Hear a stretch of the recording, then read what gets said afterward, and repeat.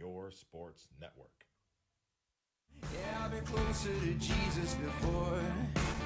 So can you help me out? Oh, can you help me out? Am I on my own? Am I on my own? Or can you help me out? Am I on my own? Am I on my own? Or can you help me out? Can you help me out? I've been scared to look at my soul.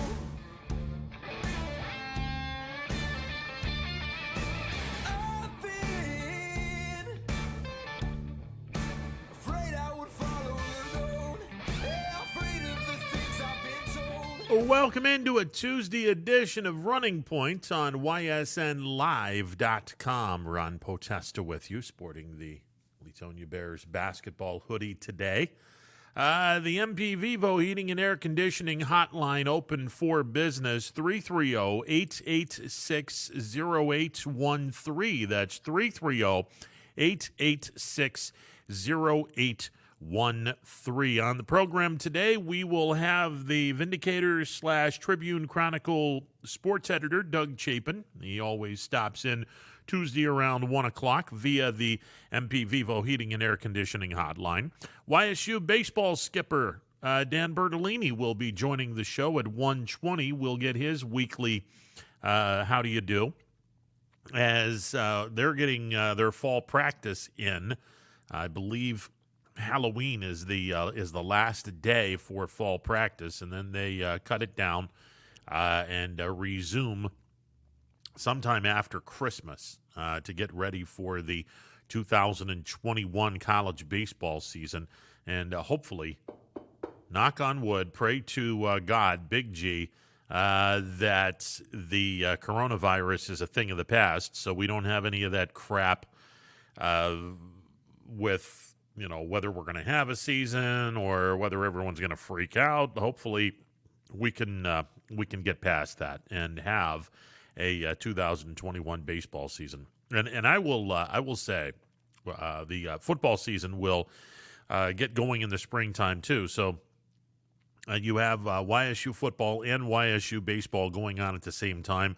In the tail end of the YSU basketball season.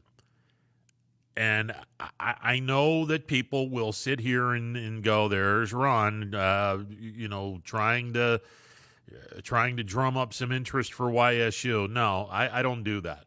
Okay, look.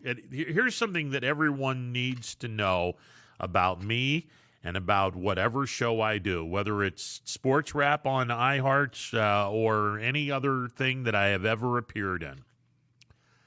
I firmly believe that you say whatever the hell is on your mind. I don't hold any punches back. If something stinks, I'm going to let you know that it stinks. If something is really good, I'm going to let you know it's really good. And I don't do this to generate phone calls because I'm better than that. People that do that in this business are morons. They don't have any talent, and they basically just try to do that stuff so they can generate phone calls because they're not smart enough, nor original enough, nor competent enough to actually do a show without sounding and being stupid. I don't do that. So what I will say with YSU is what I've been saying since the end of basketball season and the end of the shortened baseball season. A perfect storm is brewing in Youngstown, Ohio. A perfect storm is brewing on the campus of Youngstown State University. Ladies and gentlemen, buckle your seatbelts because you're about to see four, and I'm going to talk the major sports because, with all due respect to volleyball, with all due respect to the ancillary sports, they're not football, they're not basketball, and they're not baseball. Those are the sports that everyone gets into on the college aspect. Yeah, all the other sports, great. They're wonderful, and they just don't get the same amount of coverage as football, basketball, and baseball, mainly because football, basketball, and baseball are the three major staples in this country, along with hockey. YSU is about to be really, really good. I mean, really good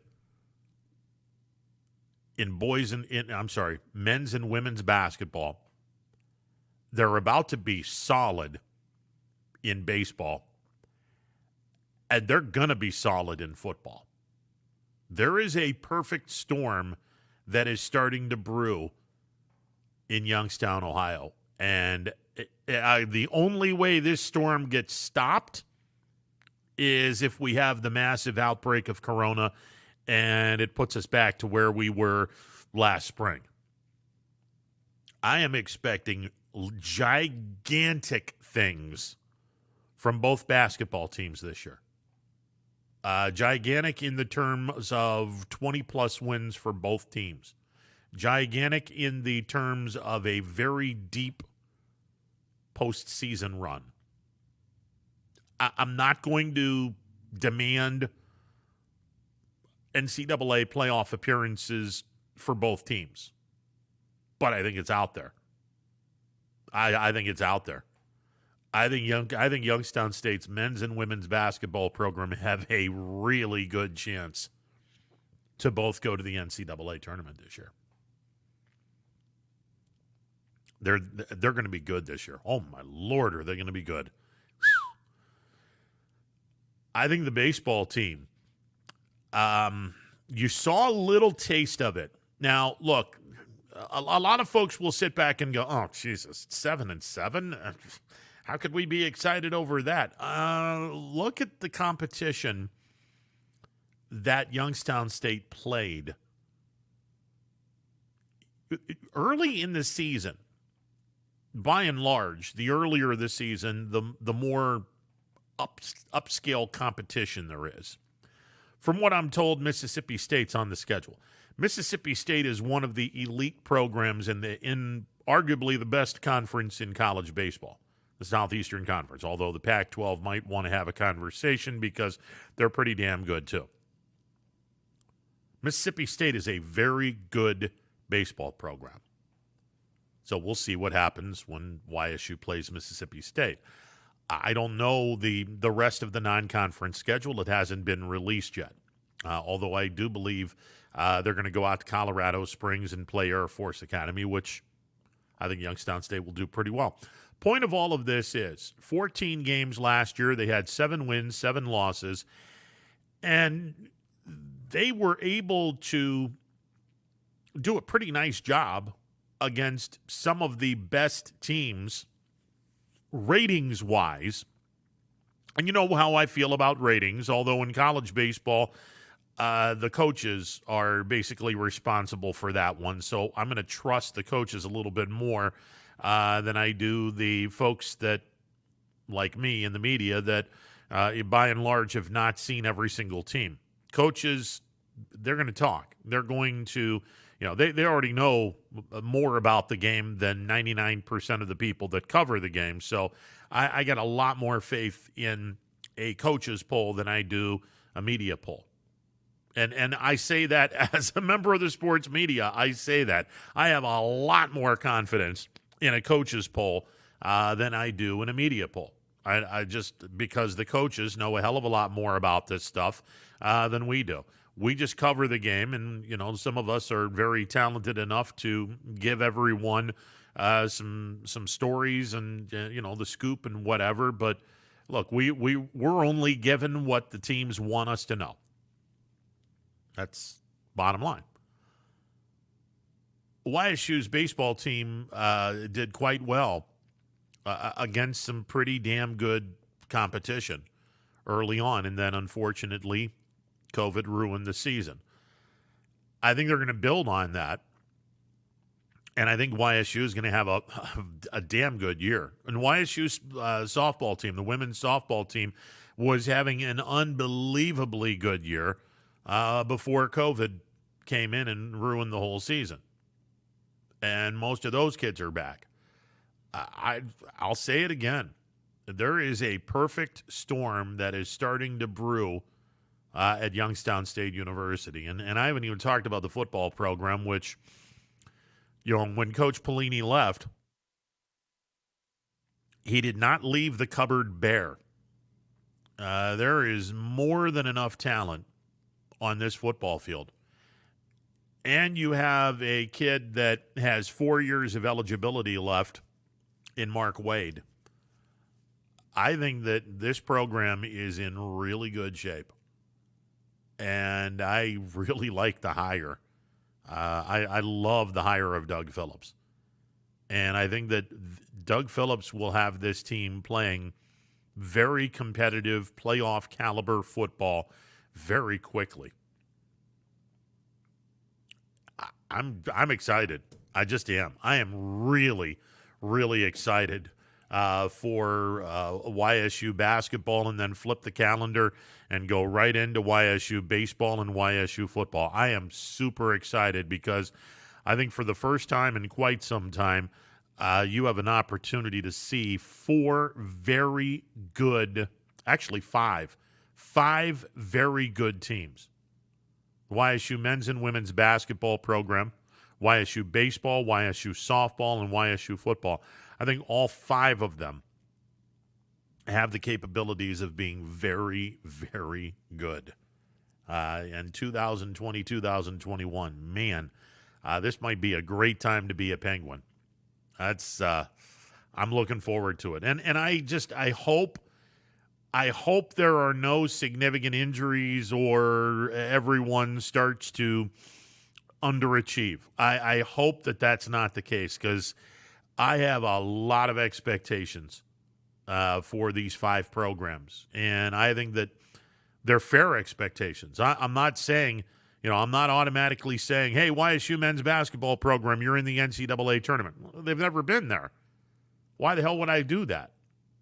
That's absurd. Do they have the talent to do it? Absolutely they do. Should it be a goal of theirs to do it? Absolutely it should. Will they do it? Let's find out. But I will say 20 wins and a deep postseason run is not out of the question. It's not out of the question. Same with the YSU women's basketball program. I think John Barnes is the right person for the job, and he's got an inside game that's going to be tough to stop.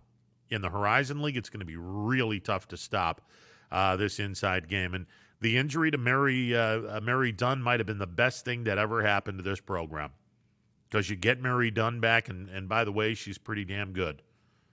This is 20-plus wins and a deep postseason run. It ain't out of the question.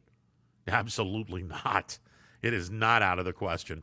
YSU baseball team, win a Horizon League championship or win the Horizon League tournament and go to the field of 64. It's been done twice. It's been done twice. Is it a legitimate goal? Absolutely it is. Will there be a lot of stiff competition? You bet your ass they will be. Wright State ain't going anywhere anytime soon. Neither is Northern Kentucky. YSU softball program, I don't know if they've ever been to the NCAA tournament or not, but what I saw last year, holy crap, they were playing some good ball. And I think that that's something that could, no pun intended, well, maybe a little pun intended, could be on the horizon.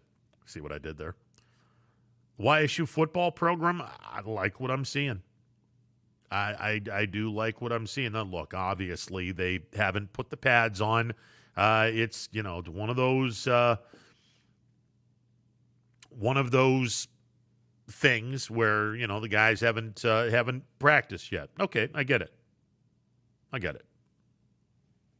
I just love the future of YSU starting this winter. Oh man, sign me up. This is going to be fun. and maybe it'll take my mind off of the fact we're going to freeze our ass off this winter.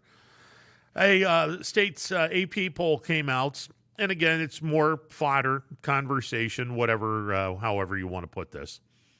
Austintown Fitch, number 11 in the state of Ohio, according to the Associated Press, won first place vote. I can pretty much assure you where that first place vote came from. Number 11 in the state of Ohio. Canfield with a first place vote. Again, pretty sure where that first place vote came from. They are number 4 in the state of Ohio in Division 3. Hubbard is number 17 in Division 3. Division 4, West Branch with a first place vote. Not quite sure because, well, it could have come from Youngstown. It could have come from Lisbon or Salem. Not sure. But I will guarantee you it's from the area. West Branch, number 12 in the state in Division 4. South Range with a first place vote in Division 5. They are the number 3 ranked team in Division 5. Garrettsville Garfield checks in at number 11 in Division 5. Division 6, Springfield has 2 first place votes, so I'm gonna assume one up here in the Mahoning Valley, or in Trumbull-Mahoning County, the other one down in Columbiana County. Springfield, 2 first place votes. They are number 4 in the state of Ohio. Pie Valley, who should be ranked a whole lot higher. I don't know if anyone has seen what Pie Valley has done this year, and I'm not sure of the validity of their schedule in terms of who they, if they've played a lot of 500 teams or clubs that are, winless or whatever. They've only given up 6 points all year long. Pie Valley is a really good football team. They're number 13 in the state of Ohio. Division 7, Warren JFK has a first place vote despite losing on Friday night to Garrettsville Garfield. JFK slips to number 8, but they're still in the top 10. And move over, my boys down in Leetonia have cracked the top 15. They are number 12 in the state of Ohio. And I'm hoping, I'm really hoping that the newspapers have all been scarfed out of Leetonia so the kids don't see the press clipping there. Because I don't want anyone to be full of themselves. Not this week. It's this week, and I understand that they're going to be going up and will be favored in a big way against East Palestine, but I don't want these kids to be full of themselves. So hopefully they get a victory Friday night and go to 5-0 and take on United for what could be the EOAC championship. So we'll see what happens there, but you still have to play week number 5. But congratulations to the teams who are represented from the Mahoning Valley, Trumbull, Mahoning, and Columbiana counties in the AP poll. So congratulations to those programs. All right, 330-886-0813. The MP Vivo Heating and Air Conditioning Hotline open for business. Games this weekend, as of note, again, one of the big ones. It's going to be up at Euclid High School on the eastern side of Cleveland. Austintown Fitch heads up to Euclid High School as they take on Cleveland Benedictine. Benedictine is a new member of Division II Region 5 as Cleveland Benedictine and one other team replaces Massillon Washington and Massillon Perry, who are both in the Columbus region. They have both gone down to the Columbus region. Cardinal Mooney is at Boardman. Ursuline at Harding. That could be a fun game up in Mollenkoff. East is at Howland. Cheney at Canfield. Do not sleep on the Cheney Cowboys. They got a victory over Cardinal Mooney on Saturday night. They have played really good football the last 2 weeks. Canfield will have their hands full if they don't watch themselves. East Liverpool, coming off their loss to Crestview, they will go to West Branch to take on the 4-0 West Branch Warriors. This game at Mogador could be the game of the night. Garrettsville Garfield at 4-0 will travel to Mogador to take on the number 5 team in the state of Ohio in Division 6. And by the way, that's the same region that Springfield is in. Man, that region is going to be absolutely fantastic to watch. Springfield, Mogador, and there's a few other teams that are going to be interesting to say the least. Let's see. Toronto comes up to the Mahoning Valley. They take on Camel. In the Northeast 8 Conference, all these games, by the way, are at 7 o'clock on Friday night. In the Northeast 8 Conference, winless Lakeview travels to Niles to take on the 2-2 Red Dragons. Hubbard is 4-0. They're going to go to Poland to take on the 3-1 Bulldogs. This could be a fun game as well. Arguably one of the best games of the night in Week 5 of the high school football season. Girard is at Jefferson, and Struthers will travel to South Range on the brand spanking new complex on 46 as they take on the 4-0 South Range Raiders. MVAC Gray Tier champion has an opportunity to right a second wrong in the 2020 season. You'll recall at the beginning of the year, Champion's goal was to beat the 2 teams that knocked them out of the playoffs last year. They hosted Crestview in week number 1, upset the Rebels in week number 1 in that Mud Bowl out in Champion. And Friday night, and it won't be muddy, it'll be a dry track because it's going to be absolutely glorious all week long weather-wise. Champion is going to be hosting 3-1 Brookfield. And this game has some meaning to it because Brookfield is the only team that is unbeaten in the Gray Tier. Champion is 2-1 in the Gray Tier. So is Crestview. So we'll see what happens there. Speaking of Crestview, they have winless Newton Falls. Liberty will travel to Leavittsburg to take on LeBray. In the MVAC Scarlet Tier, winless Waterloo is at undefeated Springfield. Mineral Ridge 1-3 on the campaign. They will travel to North Jackson to take on Jackson Milton. Now, Anthony Hardwig and I talked a little bit about this, and nobody likes to look ahead except for media people. We have a tendency to do this, and coaches normally don't like that. They remind us that we have to take things one game at a time, and of course, media people don't listen because we don't do this one game at a time. We're looking down the road and saying, "Wow, there's potential for a really, really big game in this particular week." So, having said all of this, there is potential for a really big game in week number 6 if Springfield beats Waterloo, and I'm kind of thinking that's going to happen. No offense to the folks in Waterloo, I think it's going to happen. If Springfield can beat Mineral Ridge, if Jackson Milton can beat Mineral Ridge, again, not out of the realm of possibility for an upset, but I do think Jackson Milton has a pretty good chance at winning this game. If both teams win, they will play each other in North Jackson in the final game of the regular season, and both teams will be undefeated. 5 wins, no losses. That might be one of 3 conference games with undefeated teams playing each other. We'll tell you a little bit about the other 2. Hubbard is 4-0, so is South Range. If Hubbard knocks off Poland and South Range knocks off Struthers, those 2 teams will play each other in the final regular season game. Both teams would be 5-0.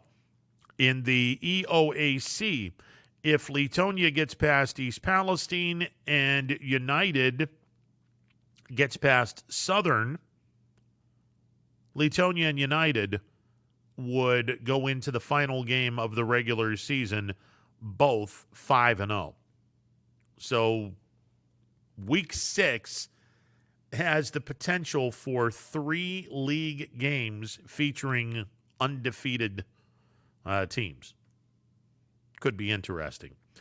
Where were we? Did we go to? Oh, yeah. McDonald is at Western Reserve. That's a good rivalry there. McDonald 3-1. Western Reserve is 2-2. Sebring is at Lowellville. Both teams looking for their second victory of the season. Eastern Buckeye Conference. Salem is 1-3 on the campaign. They travel to Minerva to take on winless Minerva. In the Northeastern Athletic Conference, Matthews is 3-1. They will try Pymatuning Valley. Pie Valley is a perfect 4-0. We made mention. Pie Valley is number 13 in the state of Ohio in Division 6. They should be ranked a hell of a lot higher.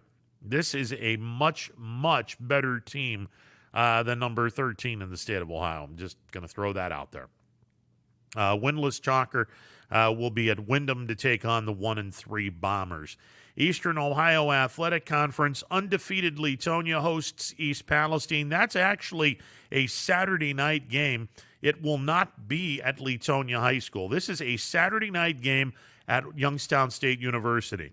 They have decided to play this game on the campus of YSU at Stambaugh Stadium.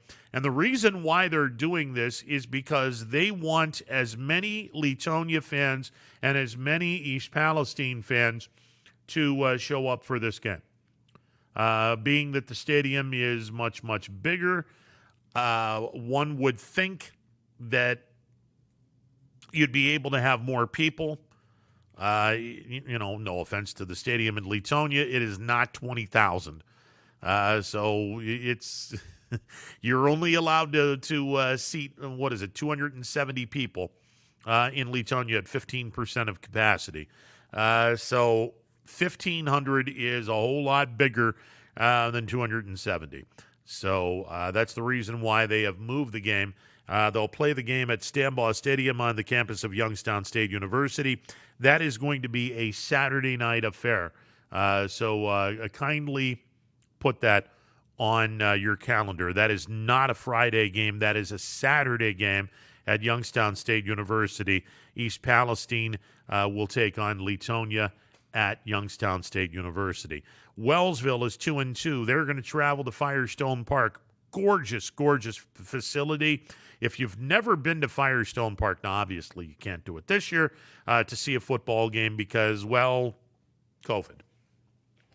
God, I can't wait for 2020 to be over with. I hate COVID. It's like Jerry Seinfeld going, Newman. It's like someone should be going, COVID. Wellsville at Columbiana. But for future reference, Columbiana, and I break out in hives whenever I give a compliment to those coconut people over there. The rivalry is still very deep in my soul. I am not a big fan of Columbiana. Never have been, never will be. But I got to be honest, that venue, Firestone Park, the stadium, oh my God, is it gorgeous. And I'm breaking out in hives. Just thinking about complimenting those coconut people. Wellsville and Columbiana, both teams at 2-2. Valley Christian 1-3. They travel to Lisbon to take on the 1-3 Blue Devils. Another Saturday game. This one's going to be a good one as well. Gilmore Academy plays on Saturday afternoons. They'll play at 2:00 against JFK. Warren JFK at 3-1. Gilmore Academy at 2-2. Again, that game will be played on Saturday afternoon. Kickoff time at 2:00. You would think a school that charges somewhere around $20,000 per student, you'd be able to put lights on your football field and play games on Friday night. Now, from what I'm told, and I say the last comment in jest and sarcasm, from what I'm told, the football field is in the middle of a what's the phrase that they had said? A nature type of thing. And they don't want stadium lights there because they don't want to disturb the activity.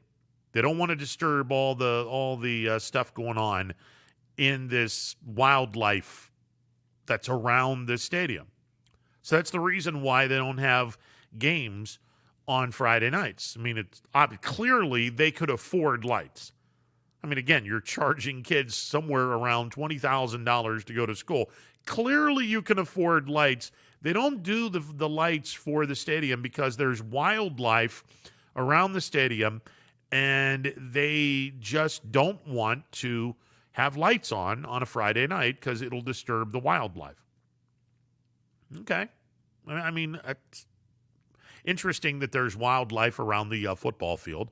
That's if someone were to look at me and say, what are some of the things that you think about when you think of things around a football field? Wildlife is probably really close to the bottom of my list. Just saying. But it's cool that they have that there. All right, 330-886-0813. Coming up on the show today, we will chat at 1 o'clock with the sports editor of the Vindicator and the Tribune Chronicle, the one and only Doug Chapin. At 1:20, we will hear from the skipper, the head man in charge of the YSU baseball program, Dan Bertolini, and we are efforting to call up and bring in our boy Munch Bishop, who probably has a lot to say about last night's victory by the Indians over the Chicago White Sox. Now, look, I'm not going to sit here and have grand visions of grandeur in my head. The Indians have dug themselves a very large hole to which they are probably not going to be able to recover from. They're 4 games behind first place, Chicago. They have 3 games left with Chicago, and then they close out the series with a 3-gamer against the Pittsburgh Pirates. Meanwhile, and I want to quickly look and see who the White Sox have in their final 3 games of the season. The Chicago White Sox will be playing the Chicago Cubs in a 3-game series. So a lot could be on the line, and obviously there's a nice little rivalry going on right there. And then the Indians are 4 games out of first place. And look, again, I am not in any way, shape, or form going to sit here and say that the Indians are going to win out and they're going to win the AL Central and wind up the 1 or the 2 seed. I'm not going to go there. However, let me just say, without any hesitation, if the Indians win tonight, things are going to get really, really interesting. Quantrill is on the mound tonight for the Indians. It was supposed to be Bieber. He's been pushed to Wednesday night. Now, why, you ask? Well, playoffs, and the Indians are going to be in the playoffs.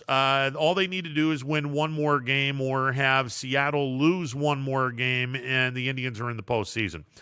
Playoffs start on Monday, best of 3, and they want Bieber to pitch game 1.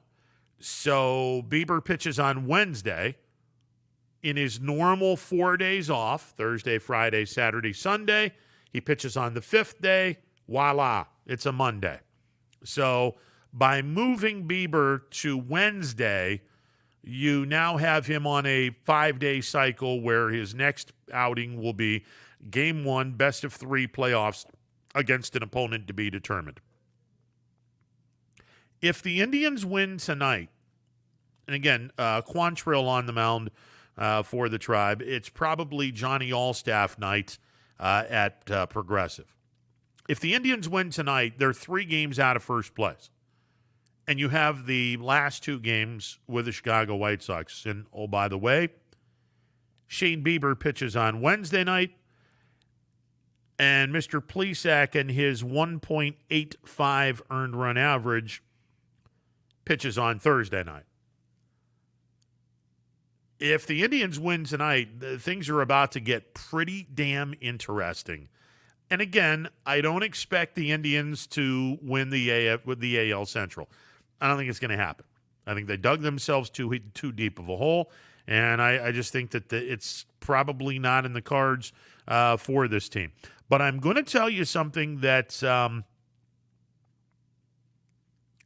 things are starting to look a little bit better. Offensively, the Indians have scored 7 or more runs in 3 of their last 5 games. Just keep that in mind. They have scored 7 or more runs in 3 of their last 5 games. Now, I understand 2 of those games come against the Detroit Tigers. I get it. But it's a major league team. It's a team that the Indians played 10 times this year. It's on the schedule. And there it is. Ramirez is getting hot. Or he is hot. Santana is showing signs of percolating. Cesar Hernandez has been a constant all year long. Lindor has been spotty, so has Reyes. Last night, Naylor had 3 hits. If this offense starts percolating a little bit more, and again, 7 or more runs scored in 3 of the last 5 games.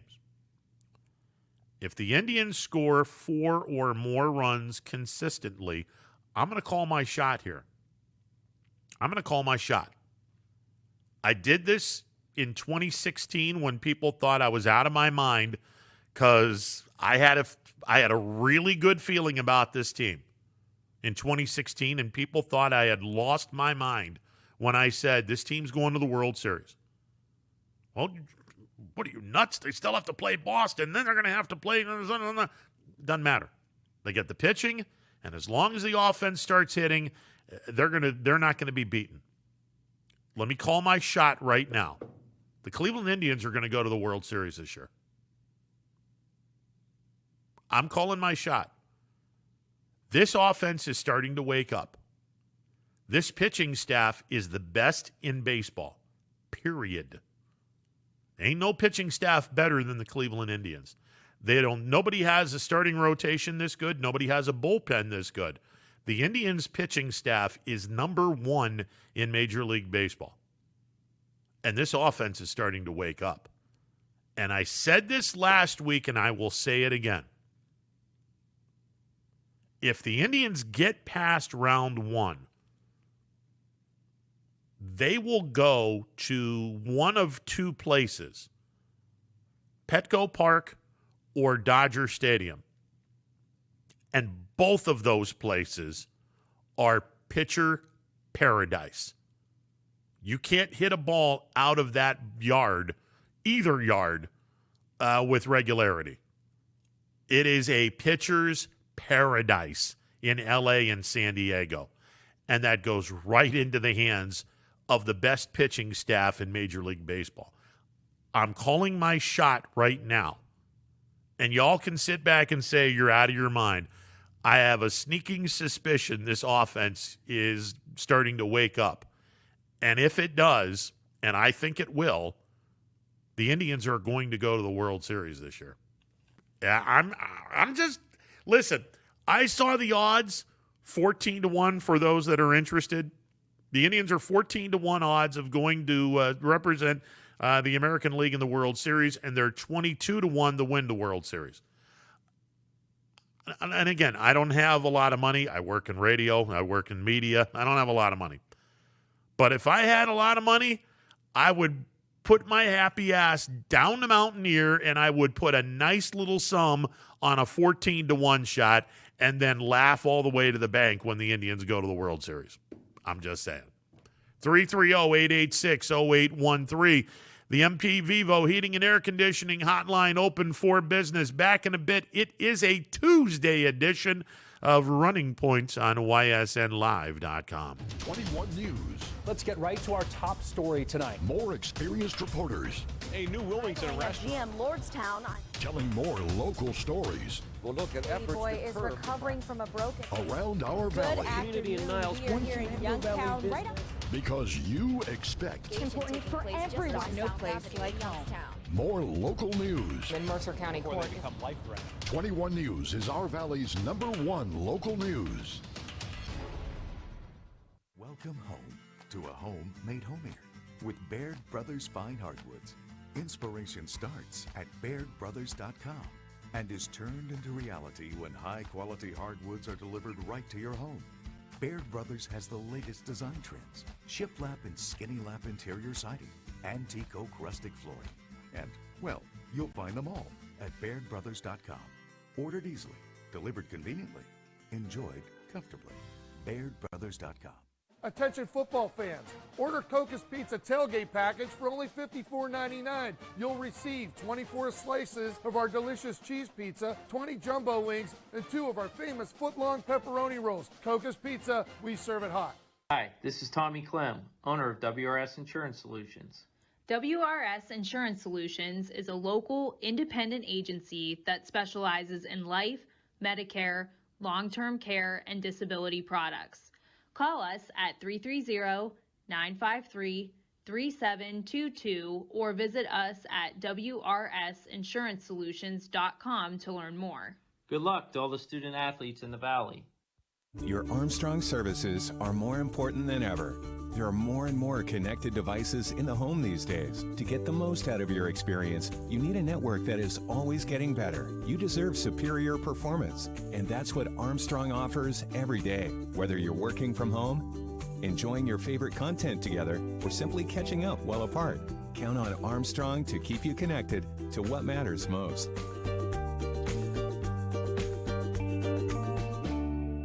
For heating, cooling, and indoor air quality, the Mahoning Valley trusts MP Vivo Heating and Air Conditioning, offering worry-free repair, service, and installation. Call MP Vivo today for a free estimate. MP Vivo Heating and Air Conditioning. We're your energy-efficient experts.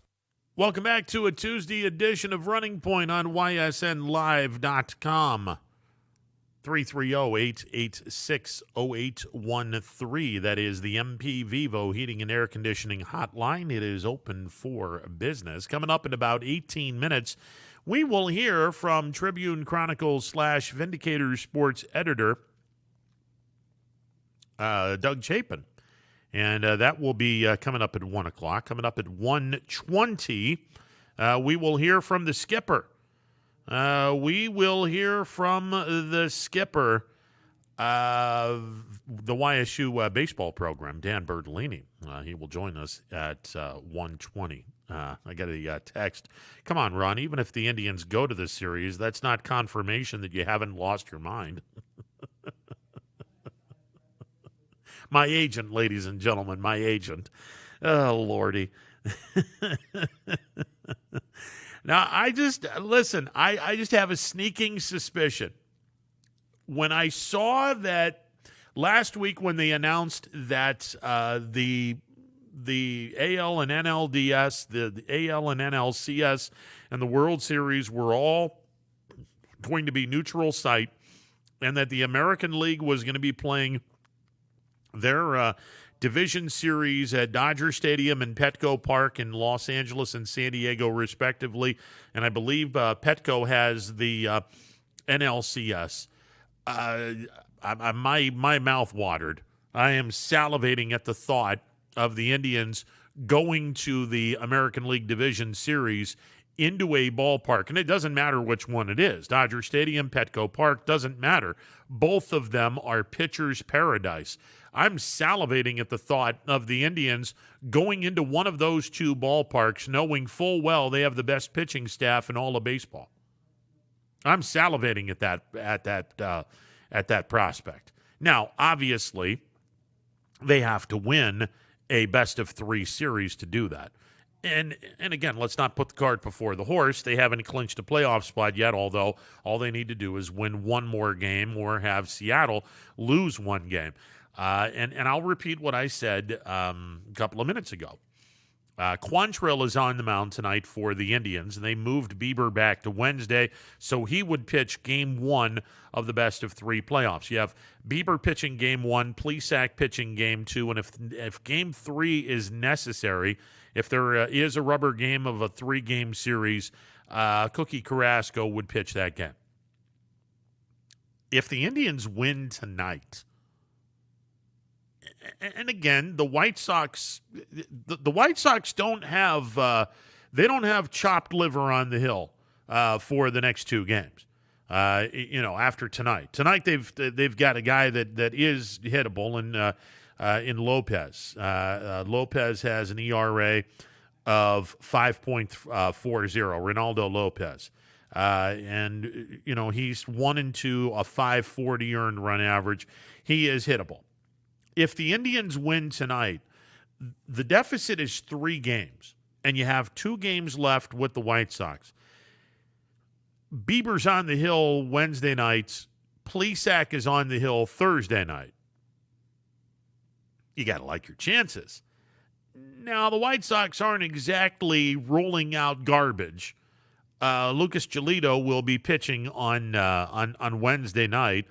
He of the no-hitter recently. And a guy that I really like and has bounced back and had a ridiculously good year for the White Sox, Dallas Keuchel, 6-2, a 2.04 earned run average. He is having a fantastic year. He would be pitching on Thursday. So it's not like the Indians are a slam dunk for Wednesday and Thursday. But if the Indians win tonight and they're within 3 and you have Bieber and Plesac pitching the next 2 games, it's not out of the realm of possibility for the Indians to sweep the White Sox, and all of a sudden that lead is down to 1 game.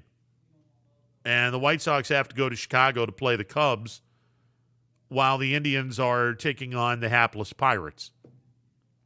I'm just saying. Look, I'm not going to tell everyone that the Indians win this division. I think they've dug too deep of a hole. But if they win tonight, things could get pretty interesting. Things could get pretty damn interesting. So we'll see what happens there. All right, as we mentioned, high school football. When we get a hold of Doug Chapin, we'll definitely run down some of the big matchups. And obviously, there's more than a handful.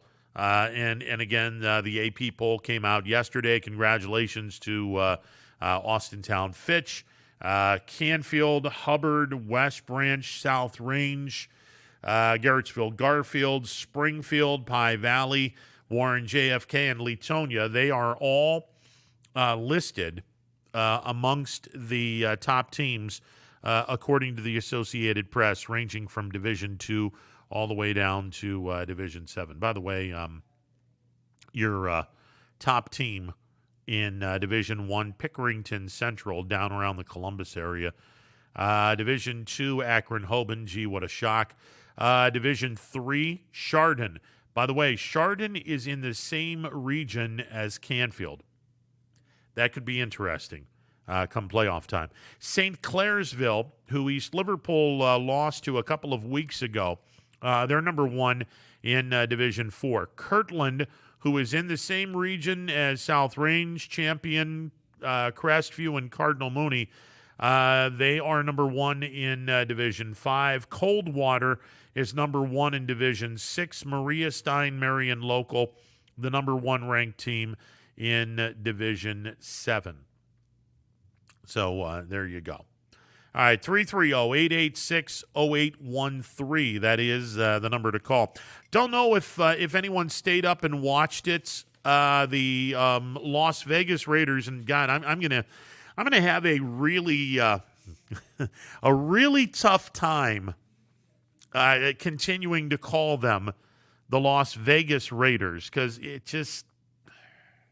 it doesn't flow like Oakland Raiders or Los Angeles Raiders. Las Vegas Raiders? But their new stadium? Oh, man. Wow. The Death Star. That's a nice-looking stadium. And Anthony and I were talking a little bit about this. They should really play up the Star Wars type of theme. And while he's still alive, you should probably get on the horn and call James Earl Jones up and have him, pay him handsomely, but have him throw down some lines or be the voice of this brand new stadium. Welcome, everyone, to Las Vegas, Nevada. I find your confidence very in the force quite insulting. They have James Earl Jones in that booming voice of his. I made mention yesterday. There's a small handful of people that if I were to pass, I would want them to do my eulogy, just to talk. James Earl Jones is one. Morgan Freeman is another one. Vin Scully, just because he's friggin' Vin Scully, you have to have him on that list as well. I'm not quite sure who else, but those three guys off the top of my head would definitely be worthy candidates to lead the procession. If I were to leave this world and I want someone to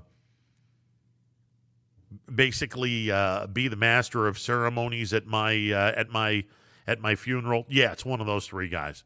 Just because. I mean, James Earl Jones has the voice of God. I mean, his voice is incredible. So is Morgan Freeman, and again, Vin Scully's freaking Vin Scully. Of course, I'm going to want to have Vin Scully's the voice and the whole thing. He's iconic. He's absolutely iconic. By the way, I don't know if anyone has seen Vin Scully is on Twitter.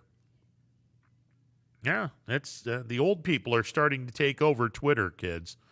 I know that y'all were supposed to be the rulers of Twitter. No, the old people are starting to take it over. Anyway, the Raiders knock off the New Orleans Saints last night, and for me personally, it capped off an 11-5 week 2 of the NFL. I'm on my Facebook account. I'm picking games this year. All of the NFL games against the spread. And I went 9-6-1 in week 1. The push was Cincinnati's 3-point loss to San Diego. The Bengals were getting 3, so that was a tie. This past week, I lost the Thursday night game, Browns and the Bengals, and I lost because Joe Burrow became backdoor Burrow when he hit, I think it was A.J. Green, a touchdown pass with, no, it wasn't Green, it was someone else. Anyway, he hit a receiver for a touchdown, 9 seconds to go in the game, and I think the Browns were giving the Bengals 6 points, and they wound up winning by 5. So I had the Browns -6. They had a 12-point lead. All they needed to do was, keep Cincinnati out of the end zone. Couldn't do it, and the Bengals wind up losing the game by 5.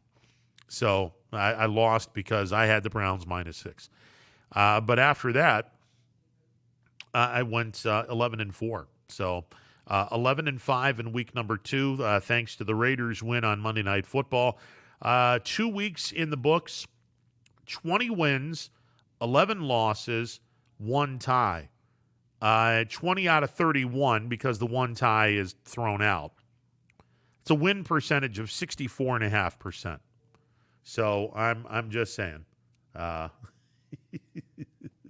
I'm just saying this could be fun. This could be an awful lot of fun, and we'll see if this continues. Because spoiler alert, it probably won't. Even the really really good handicappers are 54, 55%. They're not in the 60s. So there you go. 330-886-0813, the MP Vivo Heating and Air Conditioning hotline, open for business. With you till 3 o'clock. Power Hour is coming up today. I don't want to spoil anything, but I do have a national day, and I know DJ loves to do this. It's National Ice Cream Cone Day. It's National Ice Cream Cone Day today. And I must say, there is only one place there's many places, but for me, my top choice, without any question, I gotta have Handles. I gotta have Handles, and I'm not one of these exotic type of flavor guys. Give me the chocolate ice cream, straight chocolate. You know what? Straight chocolate. I'm good with this. Just give me the straight chocolate, and I'm a happy camper. And put it on a waffle cone, and I am a very, very happy camper. So it's National Ice Cream Cone Day. If I can't have Handles, DQ is on the top of my list as well. And I'll tell you what, I love their ice cream, but man, their dilly bars, dilly. I love me some dilly bars. Not the exotic kind of dilly bars. Just give me the original. The vanilla ice cream dipped in the chocolate sauce, and you get the crunchy coating of the chocolate on the outside. Man, that is good.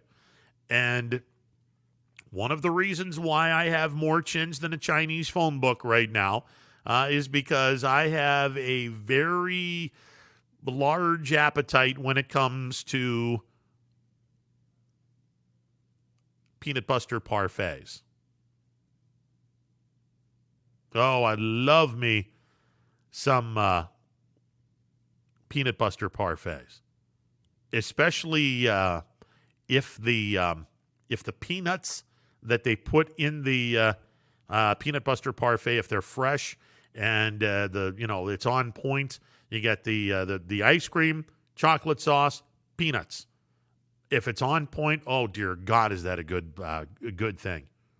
That's a good thing. All right, we're going to take a time out. On the other end, we will hear from Vindicator/Tribune Chronicle sports editor Doug Chapin. He is coming up in just a bit. We will talk some high school football, amongst other things, with Doug Chapin. That's coming up. Coming up at 1:20, we will hear from the skipper at YSU, Dan Bertolini. That is all coming up in a bit. It is a Tuesday edition of Running Point on ysnlive.com. Hello, I'm Greg Burbick with G. Burbick Farms. For the last 100 years, my family has farmed in Columbiana and Mahoning counties. I began raising cattle in 1996 with the goal of providing a better product for you and your family on the dinner table. Our grass-fed and grain-supplemented Black Angus beef are raised with no hormones, steroids, or antibiotics. We're known for our hometown-friendly service and incredible tasting products. We're locally owned and have customers across the tri-state area. Our products go from our farm to your family. Stop by our farm on New Buffalo Road or visit us on the web at gburbickfarms.com. Don't forget to like us on Facebook. G. Burbick Farms, it just tastes better.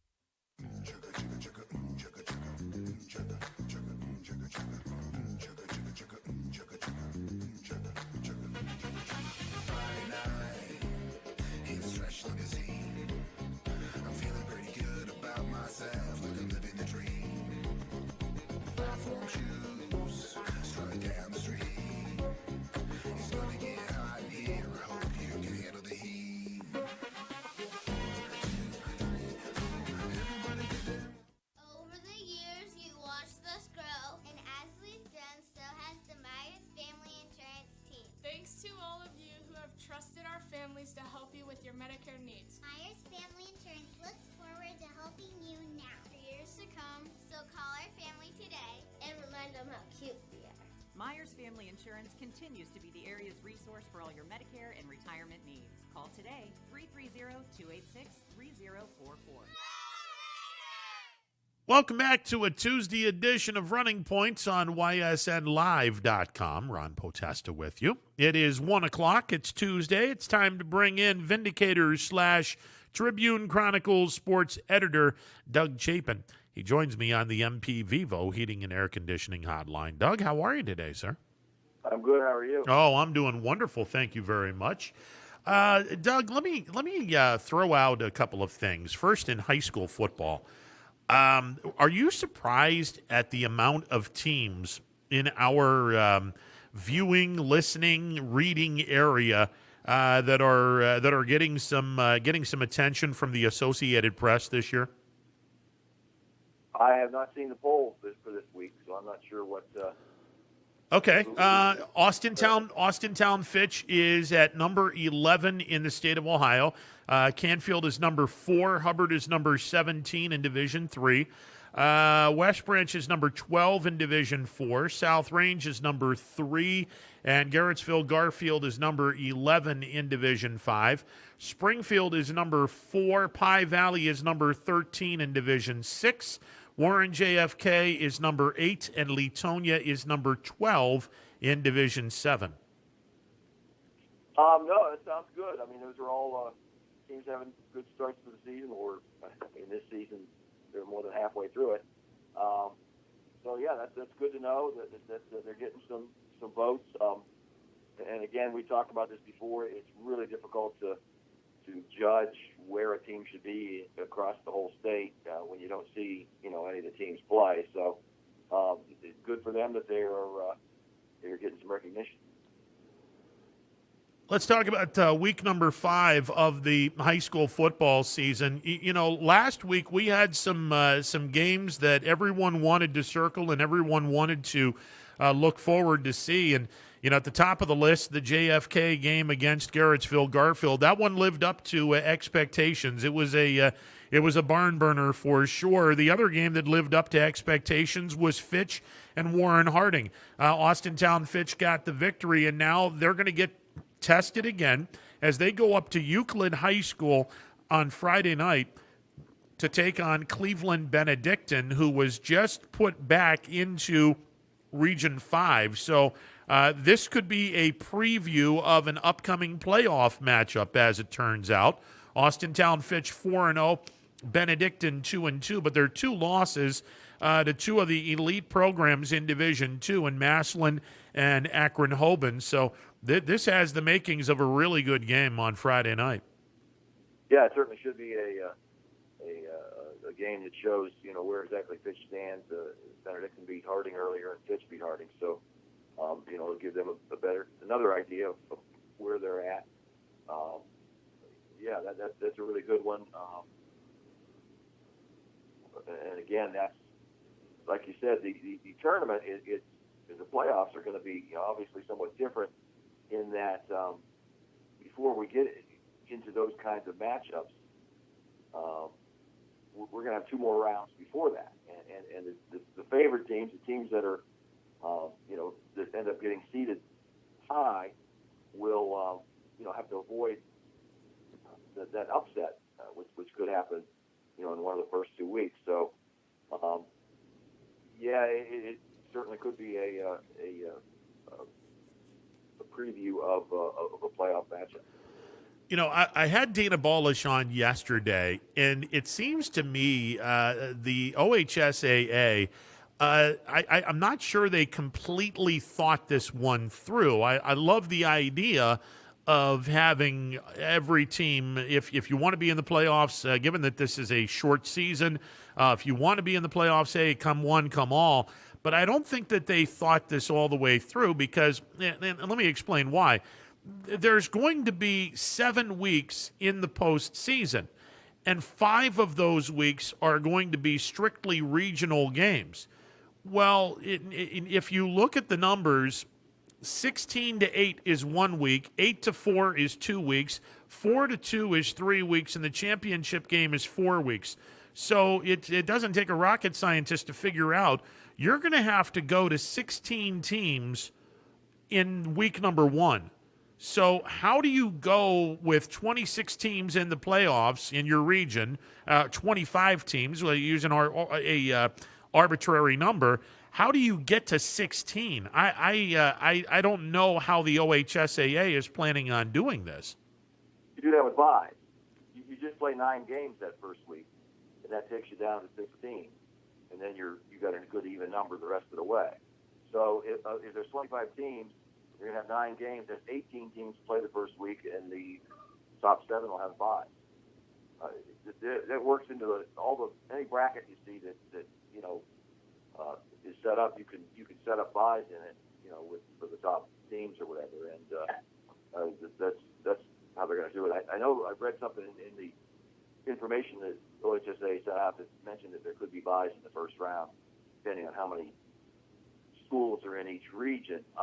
I think the only one that is close to 16 is Division I, because a couple of years ago they reduced the number of schools in Division I, and so it's very possible that the Division I playoffs in all 4 regions will end up with just 16, which means that they won't have to play that first week, or I'm not sure what they'll do that first week, but the rest of them, you're right, there's at least 23, 24, 25, 26 in there, so they'll just take care of that with buys for the higher seed teams. Yeah, it would feel that way, and again, the other part of the equation that I guess we're going to find out, there is a penalty if anyone decides to bounce after the pairings come out. So this would certainly, and then, by the way, the penalty is $100 from what I'm told. I might be wrong on that. We can always call Tim Street up and get clarification. But if let's say a team that is 1-5, they decide, oh, we're going to have to play this team. Yeah, we're out. We're not gonna do this. I wonder how many teams are going to go about doing that. Well, I think they thought about that, and they worked that into the whole situation. First of all, they said, if you don't want to be in, you don't have to be, before they even decided. So if you are a team that's struggling, that's the kind of decision you make beforehand. And we know a handful in our area have done that, and I'm not sure how many across the state. Then the other thing they have is you're allowed to withdraw without penalty by this Thursday night. Thursday at midnight, or Thursday at 11:59 p.m., you're allowed to withdraw without penalty. So that gives another little bit of time for those schools that are thinking, you know what, we're going to get our kids hurt or something like that, or we wasted our time playing in a game like that when we could be playing against somebody who's closer to us in ability. So I think the OHSA accounted for that as much as they could. Whether or not some schools do it anyway, wait for the pairings to come out, then say we're not playing. We'll have to see. I would hope that they've already made that decision, yes or no, and they're going to stick with it, because that's not right to do that. Because then what happens is a school that maybe doesn't deserve a bye because they weren't seeded that well will get a bye in the first round. So hopefully that doesn't happen. Hopefully everybody that's in by Thursday night is going to stay in it, even if they get their lose badly. Doug Chapin, our Vindicator and Tribune Chronicle sports editor, joining me on the MP Vivo Heating and Air Conditioning Hotline. It's a Tuesday edition of Running Points on ysnlive.com. Let's take a look at some of the other games that are going to be really good games for Week 5 of a 6-week shortened COVID football season. A sneaky good game that will be up at Harding High School in Mollenkopf. Ursuline is 3-1. Harding is 1-3. Throw that record right out the window if you're an Ursuline fan. This game is going to be a very difficult game for Ursuline, because I love the way Harding played. The ball just didn't bounce their way late in the game against Fitch. Yeah, certainly it's going to be a good game. It always is. It always has been that way, and that's you throw out the records when Ursula and Harding play. So yeah, it's going to be a nice one. We're at the point now too where since there's no computer ratings as far as what you whether you win or lose, the win-loss doesn't mean as much when we're in the setup that we're currently in. The way I understand it is starting next week, the schools that are in the playoffs, or maybe it starts this weekend, I'm not sure, but the coaches have a chance to enter biographical information about their team. And I don't recall whether that's the case with basketball and the other sports or not. I know they enter their records, but I'm not sure what that means for football, whether that means they can list the scores that they played and who beat them and what their records are, or whether there's more information they can provide. But the coaches enter information about their team, and then in another time period, coaches around the state vote for the seeding.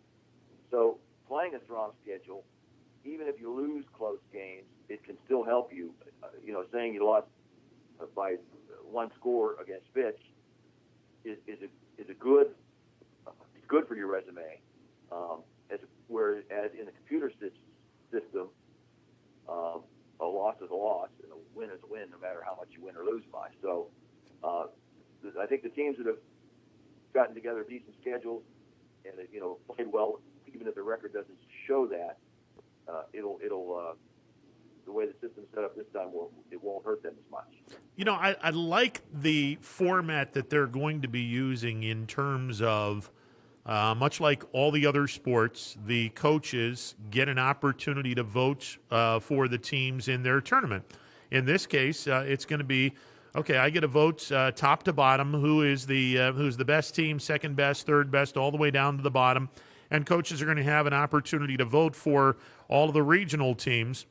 And that's how they're going to do the seeding, much like they do during the basketball tournaments, baseball, softball, volleyball. All of the tournaments are based on coaches voting which team should be the top seed and so on and so forth. So I really like that opportunity that the coaches have. And by the time week 6 rolls around, the pairings are going to be announced, which, again, this is not foreign for the high school fans. If you're a basketball fan, you know that tournament games, your opponent is announced before the regular season ends. Yes, it's you're right. It's going to be something that all the other sports are used to, and I think it's going to be announced after the 5th week, if I'm not mistaken. So you'll have one more game after the pairings are out. And yeah, you're right. There's other sports are used to that. They've run into that before. The weird thing about this one is the fact that once you're eliminated, you can still play more regular season games if you want to. And I would hope that most schools are going to take advantage of that and get 3 more games in for their 3 or 4 for their seniors, for all their players. Just to help with the development and to in some cases there will be some league games after the tournament in weeks that are scheduled for weeks 8, 9, and 10, depending obviously on who loses in the playoffs and how soon they're available to play those regular season games. We're going to see probably quite a few instances of a team is scheduled to play somebody, and that team that they're scheduled to play wins in the playoffs. So the first team is going to have to scramble around to find an opponent. So it's going to be really strange. There's going to be lots of confusion and schedule changes, but that's just part of 2020, the COVID year. No doubt.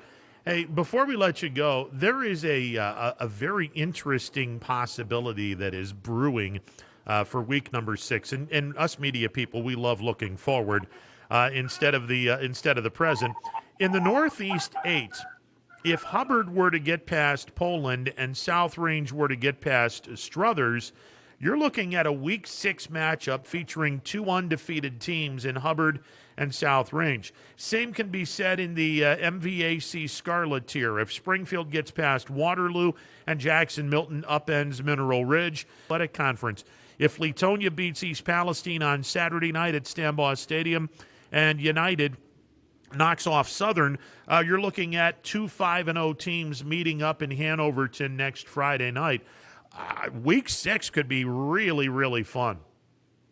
Yeah, it certainly could. Obviously, those games the implications of those games are have to do with league titles and stuff like that. And I know a lot of people poo-poo the leagues and don't pay any attention to who wins a league title and all that. But you get a trophy in your trophy case, and when you're an alumnus, you get to come back and say, yeah, I was part of a team that won a title. It's a nice thing to have, and there's also the all-league recognition and that kind of thing. I think the leagues and conferences are a good thing. They're not the be-all and end-all that they may have been years previously, but they're still a good thing to have, and it's a good goal to go for. Generally, in this area, if you win your conference, you're going to make the playoffs. So that if that's your goal, then it's a good one to have, I think. And like you said, those 3 weekends, or that last weekend, those 3 games certainly could go a long way to decide who wins those leagues. Yeah, and the thing is, we'll have the seedings already prior to game number 6. Right. So, even if a team loses, and one of those teams loses, and they drop to 5-1, it's not going to hurt them because the seeding is already going to be in place. Right. And we see that all the time at the end of the basketball season when we end up getting a lot of really good matchups between non-conference matchups. Often, I can recall the Springfield and LeBray playing each other the last few years in boys basketball after the seedings or after the pairings came out, and the loss didn't mean as much as it might have if it was played before that. So, yeah, it'll be the same sort of attitude there that although they're playing titles this year in football, so there will certainly be something to play for. No doubt. Hey, next week. Should be all kinds of fun, especially if things bounce the right way, and we'll talk about all that stuff next week. Good talk, and as always, keep up the great work in 2 of the fantastic papers in Northeastern Ohio. I absolutely love what you guys are doing with the Vindicator, and obviously what you've always done with the Tribune Chronicle. Keep up the good work, Doug. Well, we are doing our best. We're trying. There you go. Doug Chapin from the Tribune Chronicle and the Vindicator joining me on the MP Vivo Heating and Air Conditioning Hotline. We'll take a time out. On the other side, we will hear from the skipper, the head man at YSU with a baseball program. That would be Dan Bertolini. He's coming up in a bit. Stick around. More to come. It's storm season. I think we're under the gun for some heavy storms over the next couple of hours. And Storm Tracker 21 is ready. This is probably the one we're keeping a closer eye on. On air. And locally, we're going to have a lot of eyes on our area. Online. All right, let's talk high-risk futurecast and the timing of this weather. On social media and on our app. Rain will come and go tomorrow. There'll be some dry intervals. Stay ready with Storm Tracker 21. The severe weather threat now through around sunset this evening. Hi, I'm Colin Chupa. And I'm Kelsey Clem from K-Squared Marketing. Our boutique marketing firm specializes in media planning and buying, public relations, event marketing strategies, and strategic sponsorships. We can integrate our services with your existing game plan, or we can be your entire marketing team. Your goals, our game plan. Let's win together. Call K-Squared Marketing at 330-623-2730 or visit ksquared.marketing to learn more. Hi everyone, this is DJ Yoakley with Your Sports Network. We appreciate your support of YSN and welcome you to the YSN family. Our broadcast streams are brought to you live at no cost to you by sponsors that are local to this community. Without the vision and generosity of our sponsors and partners, we would not be able to bring this game to you today. So please support the great businesses and leaders that are making this game possible. And if you're a business in need of great advertising and sponsorship opportunities, feel free to head over to our site for more information on the right fit for you. We are local, we are loyal, and we are live. We are YSN. Ah, the details. Baird Brothers Fine Hardwoods is one fine ride. Perfect cornering, superb handling, sporty and stylish, power to spare, plus awesome mileage. Yeah, jaw-droppingly beautiful lines and well appointed with luxurious trim. Put more oomph in your life and start beholding the molding. Find your home's fine hardwood at BairdBrothers.com. No matter what the weather, be prepared with a reliable, efficient Ruud gas furnace or air conditioner from MP Vivo Heating and Air Conditioning. Call your energy-efficient expert, MP Vivo, today for a free estimate. Here at MP Vivo, we rely on Ruud, and so should you. Welcome back to a Tuesday edition of Running Point on YSNLive.com. Ron Potesta with you. The MP Vivo Heating and Air Conditioning hotline, it's not currently open because on the said MP Vivo Heating and Air Conditioning hotline, we bring up the manager, the head cheese, the guy in charge of the YSU baseball program, Dan Bertolini, for our weekly get-together. Dan, how are you today, sir? Oh, beautiful day for baseball. Amen to that. I've often said that if you can bottle up the 3 or 4 week period between mid-September to early October, where you've got cool mornings in the 40s and sometimes in the high 30s, but it quickly gets up into the low mid-70s. And it's, gorgeous. The colors are blooming, and, the fall colors are banging everywhere. And it's just absolutely gorgeous. If I can bottle up that 4 weeks before we have the crappy weather with the 4-letter S word that I refuse to say because I hate it with every fiber in my being, if I can bottle that 4-week weather up and give it to you guys early in the baseball season, I'd love it. Oh, absolutely. I mean, this is like, you dream of days like this in the springtime. So we're outside. We're going to take advantage of it and have some fun. Let's talk a little bit about the fall practice. I mean, last week we talked about you have the incoming freshmen. They're in. How are they adjusting? Because there's a large adjustment to be made from playing high school baseball to playing college baseball, especially Division I college baseball. How are the freshmen dealing with some of the intricacies that you guys have them going through? Yeah, I definitely think there's a learning curve that happens for all freshmen. It's unique because we only have 3 true freshmen this year, so it's probably a little bit easier. We can in years past we've had 10 or 12 new guys, new freshmen coming in, and it makes it it's a larger learning curve. So right now, we're able to kind of focus and help those guys get on track and make sure that they're kind of preparing. But they're learning machines. It's going to take some time for them to get accustomed to what we do, especially because we have so many guys that have been through our system and know what we want and our expectations. So, but there's a lot of guys that are there to help and move them along, and hopefully, they're doing a good job so far.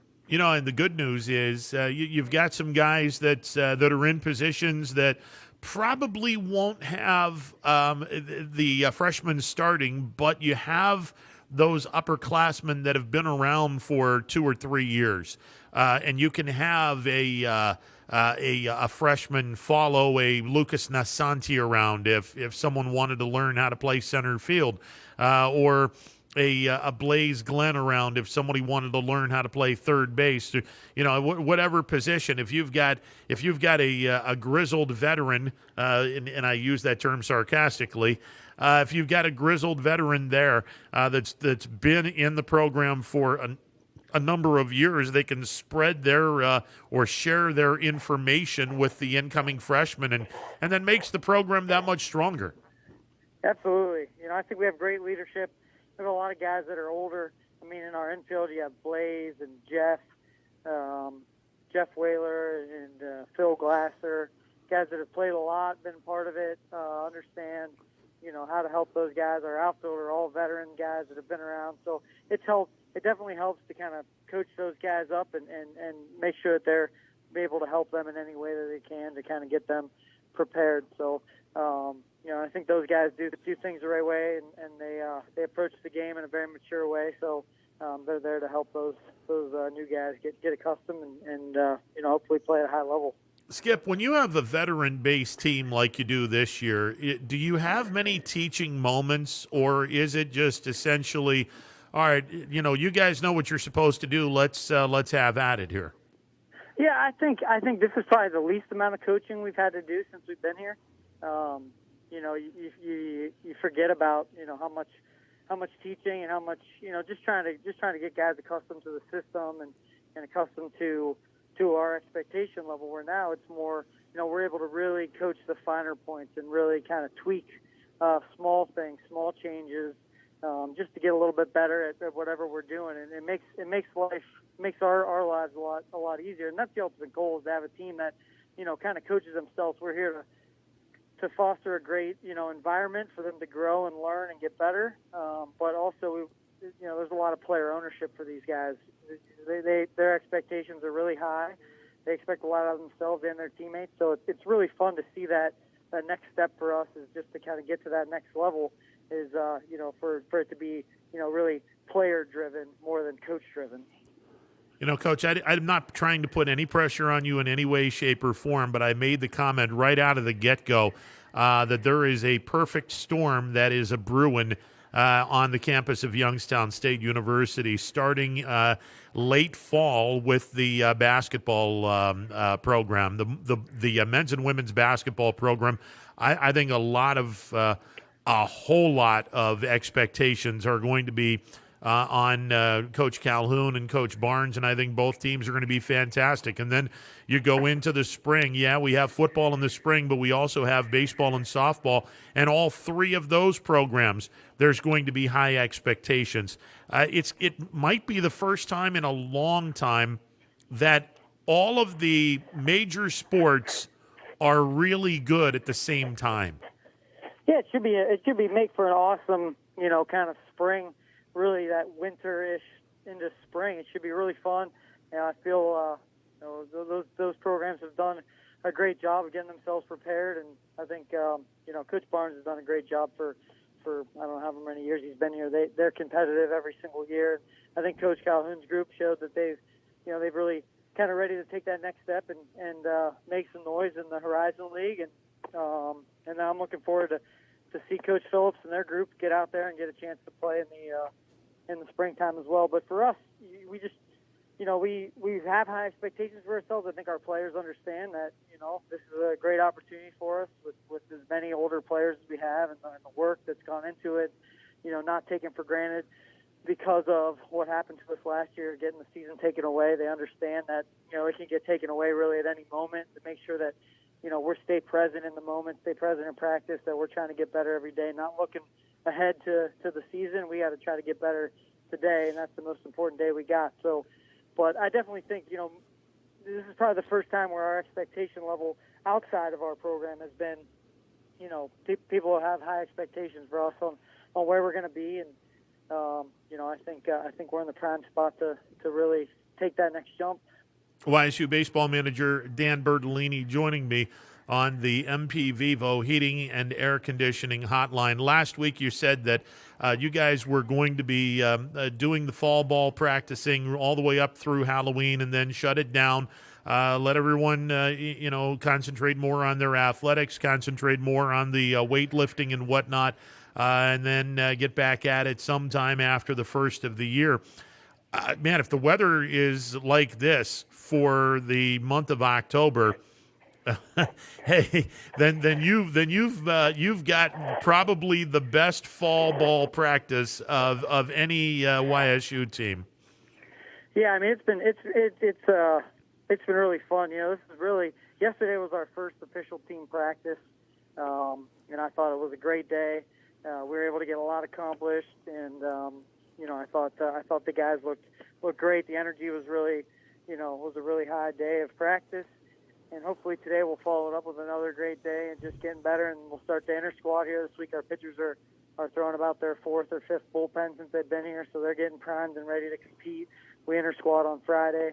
So looking forward to taking advantage of this nice weather as long as we have it, and hopefully it continues all the way through the end of October. We can get a lot of great weekends before the weather changes and we're forced to go inside. So it's been a great start. Hopefully we'll continue this weather, and if it gets cold, that's no problem. We're used to playing in some cold weather, so our guys will be up for the challenge. But we'll take this warm weather as long as we can. Well, we're Penguins. I mean, we're used to cold weather. It's that's right. Penguin tough. There you go.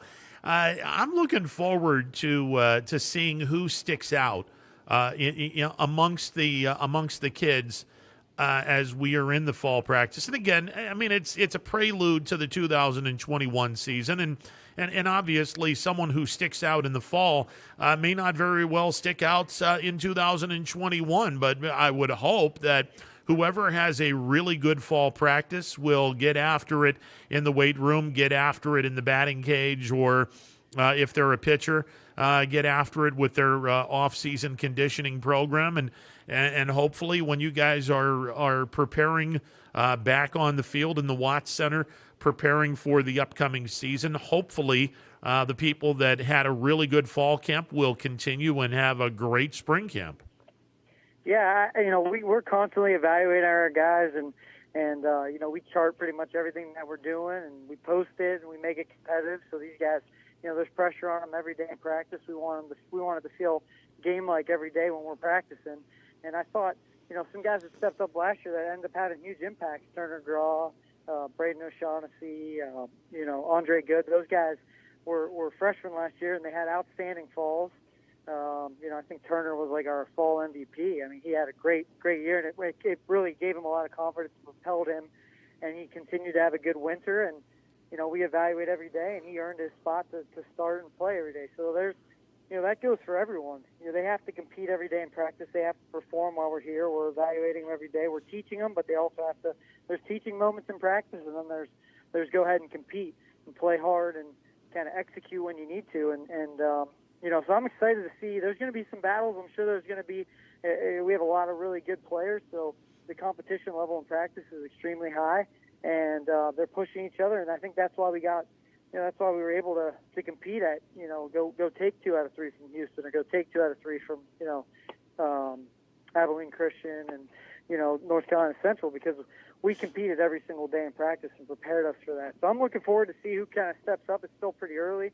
We'll start to know a little bit more in the next couple of weeks on kind of where guys are at. But as far as I'm concerned right now, these guys have really, I think they've outperformed even my expectations because of COVID and not having as much opportunity to practice and kind of over the course of the summer and even into the fall, just with everything going on. I think these guys are doing a really good job. Hey, Dan, are there any players, and we're talking position players, are there any position players that are going to be jack-of-all-trade players that can not only play multiple positions in the infield, but if you need them in the outfield, they can also do the same thing? Yeah, I mean, that's kind of the way that we recruit. We want athletic players that can play multiple positions. Jeff Whaler's a guy that's kind of bounced around a little bit. He's played outfield. He's played infield. He played shortstop as a freshman, was all-conference. Played left field as a sophomore, was all-conference, and then would have been an all-conference player at second base last year. So there's 3 different positions. And Blaze Glenn's kind of been in that situation. And I could see Chase Franken being a guy that maybe moves around some. He's going to get some opportunities in the infield and probably start to work some in the outfield as well. Steve DeSanio, he's played third base and first base, could possibly play outfield. So we kind of move guys around, with that versatility for us. Whoever, if guys are hot and are swinging a good bat, we can put them in the field. They can go out and play at a high level on the defensive end, and as well as help us offensively. So, that's definitely a big recruiting point is for guys that can play, multiple positions. Let's talk about the pitching staff. What kind of shackles are you going to be putting on the pitching staff? Because I know you don't want to have anybody suffer any kind of an arm injury. Not this year. It's not with the importance of everyone coming back and the potential of this team having put in some really interesting places. What is the protocol for the pitchers in this fall practice? Well, I think I think right now they've been on there, but I think it's their fourth, potentially fifth bullpen, so they're kind of getting into that 30 to 40 pitch range. For the first inter squad, we'll probably just throw an inning each, and we'll continue to gradually build them up. I'd say by the Fall World Series, you're looking probably in that 70, 80 pitch mark to be able to go ahead and throw on the weekends, and we'll give them proper rest. Shane Davis does a great job with our pitching staff. Knock on wood, he's done a great job since he's been here, keeping our guys healthy and keeping our guys, getting them better, developing these guys, but also, having a good feel for, when guys need a break and when guys need to shut down or when guys need to be pushed through things. So, because there's really only one way to get better on the mound, and that's by throwing. Position guys get to hit every single day. Get to hit in the cages every day. That's how they perfect their craft. So he's found good ways of developing our pitchers. They can't throw at 100% every day on the mound, so they got to find other ways to get developed. And I think he's done a good job of balancing that arm care with development. You rent out a lot of bikes and let them ride through Mill Creek, or have them run through Mill Creek, because I think everyone knows, and most pitching coaches pretty much preach this. It's the waist down, the hips down. That's where the pitcher is made. The arm is great, but from the waist to the hips down, that's where the pitcher gets all the power for his velocity. Yeah, and Matt Summers, our strength coach, does a great job preparing these guys in the weight room, whether it's hip mobility or rehab things or prehab things, and also building strength. He does a great job of that, because it's tough. It's tough to throw, on Friday, and then you got to, our guys are working out Saturday to work out a lot of that stuff. They got a whole workout routine that they're doing, and then on Sunday they're doing a little bit more, and then Monday's a full lift, and then Tuesday, they got, so there's a lot going on to get them to be able to be prepared to throw on Friday or Saturday or Sunday, whatever day it is. There's a lot that goes into it just to get them prepared and be healthy and be at full strength so they can help us, on the weekends. All right, now I gotta out someone right now, because I'm still a little peeved at a conversation that we had in our one road trip in Charleston, South Carolina. Who is the guy on the staff that had the audacity to say that the pizza in Youngstown is overrated? That'd be Smitty. Eric Smith. He's a Philadelphia guy. Yeah. So we cut him some slack. It's a tough life out there, and he might have got a couple concussions at some point in his life, not to know what's going on here. Yeah, I listen, and I understand that he probably boos everything because he's a Philadelphia person. That's but right. Yeah, snowballs at Santa Claus for crying out loud. Yeah, well, exactly, but when Smitty sat back and we had the conversation, and we're eating this wood-fired pizza, which was pretty damn good. I'll be honest, it was pretty damn good in Charleston. As we were playing the College of Charleston, he starts to saying, well, the pizza in the Mahoning Valley is really overrated. I just looked at him and I was like, dude, those are fighting words. Don't make me come across that table and body slam you somewhere, because that's just absurd. Well, I like his that's why we work well together. I like his honesty and his sometimes brutal honesty. If he doesn't like something, then he's going to tell like it is. So, we could be a little biased being from Youngstown that we love our food that much. But I'll tell you what, it's a tough place. There's a tough place to find for me that I don't like the pizza here in Youngstown. So, no, and listen, I've lived in 8 different states, Coach, and I will say this without any hesitation: the Mahoning Valley has the best pizza in the United States. Period. That is damn good pizza. Yeah, we're pizza capital of the United States. I 100%. Italian food in general. Yeah, absolutely. But I think, he's got to get his head screwed on, right? Well, he started bashing. Then he started bashing the Canfield Fair, and I'm like, Jesus, why don't you kick my dog while you're at it? Good Lord! I mean, what the hell? He likes busting people's chops. Oh man, no doubt. A lot of that's probably he knows how to get under your skin a little bit. So he'll push all the right buttons. It was pretty good. So I look forward to having some fun on these road trips. That needs to happen, and we need to kick COVID to the curb so we can have these road trips this year. Because The trip in Charleston was fun. That was a really, really good time. Yeah, absolutely. I'm looking forward to it. And for today, we're going to get after practice here in a couple minutes and have a great day on the baseball field. Coach, always a pleasure. Have some fun. And again, you guys are going through Halloween, correct? Correct. Yep. All right. Have some fun and enjoy the fall practice. We'll talk next week. Sounds great. You got it. All right. Dan Bertolini, he is the manager, the head coach. I don't like using head coach because it's baseball. There's no such thing as a head coach in baseball. It's a manager. But he's the guy.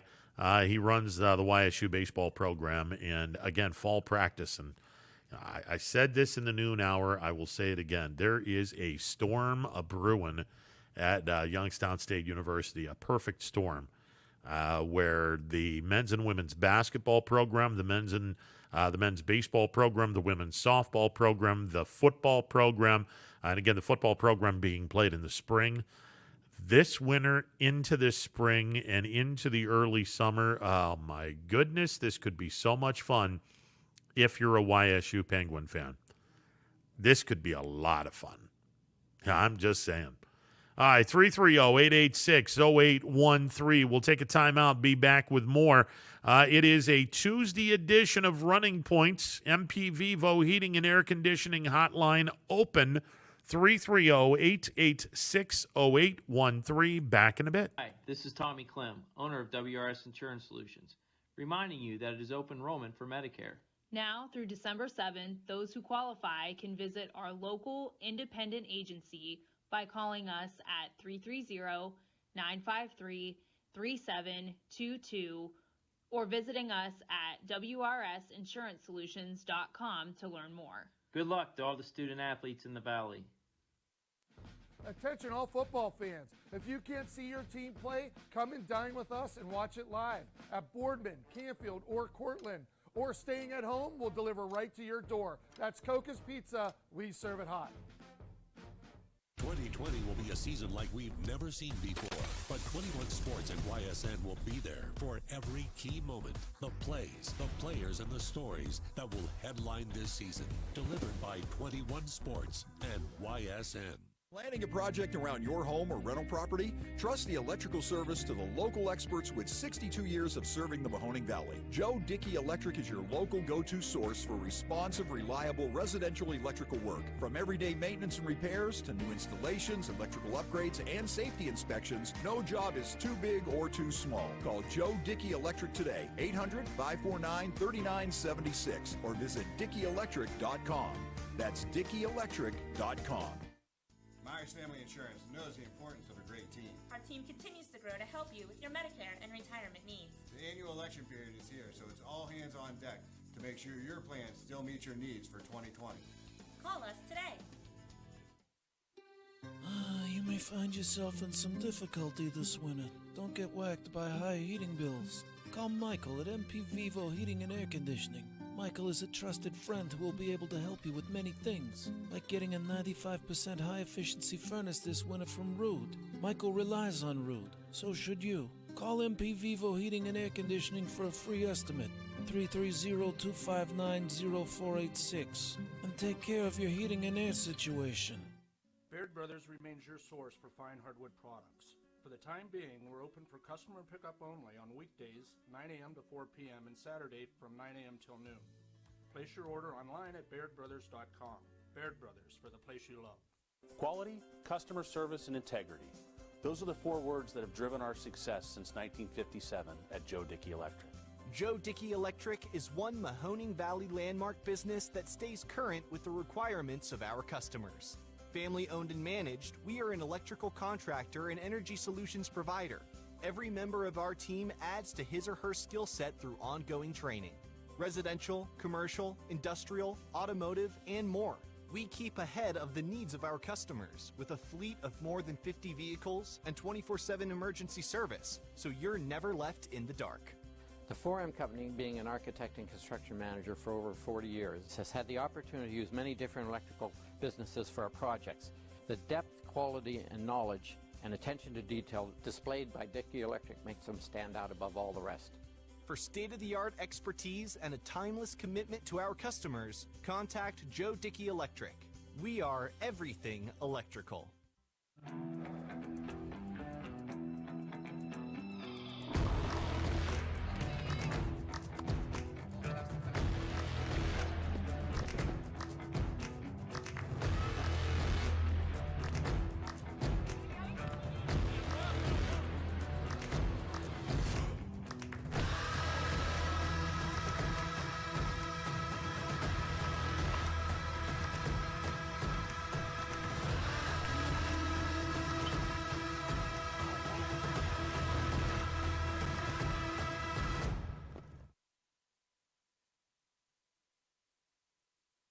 Armstrong Local Programming has always delivered an exclusive and unique perspective on the very best events your region offers. High school sports, community events, parades, all your favorite shows from Armstrong are now calling the Neighborhood Channel their home. Watch Out and About, Locally Speaking, and many other great local shows right here on the Armstrong Neighborhood Channel. Find out everything that the Neighborhood Channel has to offer at ArmstrongNeighborhood.com. Spirit, town pride, local communities. Welcome to the neighborhood. Welcome back to a Tuesday edition of Running Point on ysnlive.com. Ron Potesta with you. MP Vivo Heating and Air Conditioning Hotline open for business, 330-886-0813. That's 330-886-0813. It is National Ice Cream Cone Day today. So I got to ask, your go-to place for ice cream. I gotta ask your go-to place for ice cream and your go-to cone, because you get the sugar cone and you have the waffle cone. The waffle cone over at Handles. Oh man, whew. That's a good cone. That's a really good cone. But the sugar cones are good too. But they're too narrow. The waffle cones they get a bigger, they get a bigger base at the top, where you could put more ice cream in there. Yeah, I'm an ice cream guy. I mean, come on, seriously? I got more chins than a Chinese phone book. I'm a big boy. I'm a big boy because I like ice cream. What can I tell you? 330-886-0813. The MP Vivo Heating and Air Conditioning Hotline open for business. We made mention the high school football schedule for this week. Again, keep in mind the East Palestine-Leetonia game. That is a Saturday game. They moved that last week. That game is going to be played at Stambaugh Stadium on the campus of Youngstown State University. And the reason they wanted to do that, basically to reward the Leetonia fans and the East Palestine fans, try to get 1,500 people over to Stambaugh to watch the Bears and the Bulldogs. And that game will be played Saturday night at Stambaugh Stadium. Saturday afternoon, Warren JFK will take on Gilmore Academy. Gilmore Academy, 2 wins, 2 losses. They're a D5 program.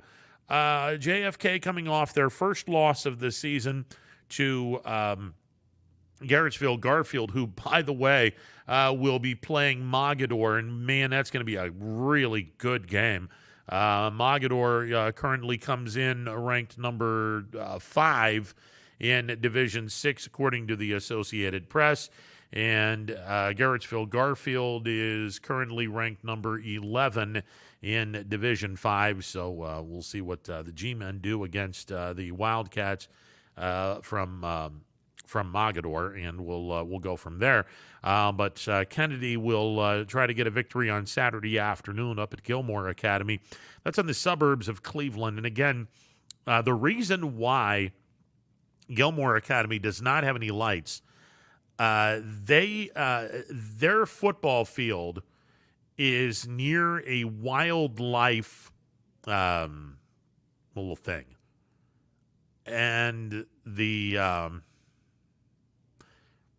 folks don't want the wildlife to be disturbed, so they don't want to have the lights and, have football on a Friday night with the lights. And, the lights will make it look like it's daytime, and the wildlife will think it's daytime, and they don't want to do that. So that's the reason why Gilmore Academy does not have any lights, because their football field is very close to a wildlife type of situation. So there you go. And I was going to say, I mean, Jesus, $20,000 or somewhere thereabouts per person to go to this private school. You would think they would have enough money to buy some lights. Well, as it turns out, the football stadium is near a wildlife place, and they don't want to disturb the wildlife. So there you go. 330-886-0813. That is the number to call. Coming up at the top of the hour, we'll talk with Munch Bishop. We should have had him on yesterday. We didn't. We'll get him on today. Indians a winner last night against the White Sox. I called my shot in the 1 o'clock hour. I called my shot. I don't believe the Indians win the Central Division, but they are going to be in the playoffs.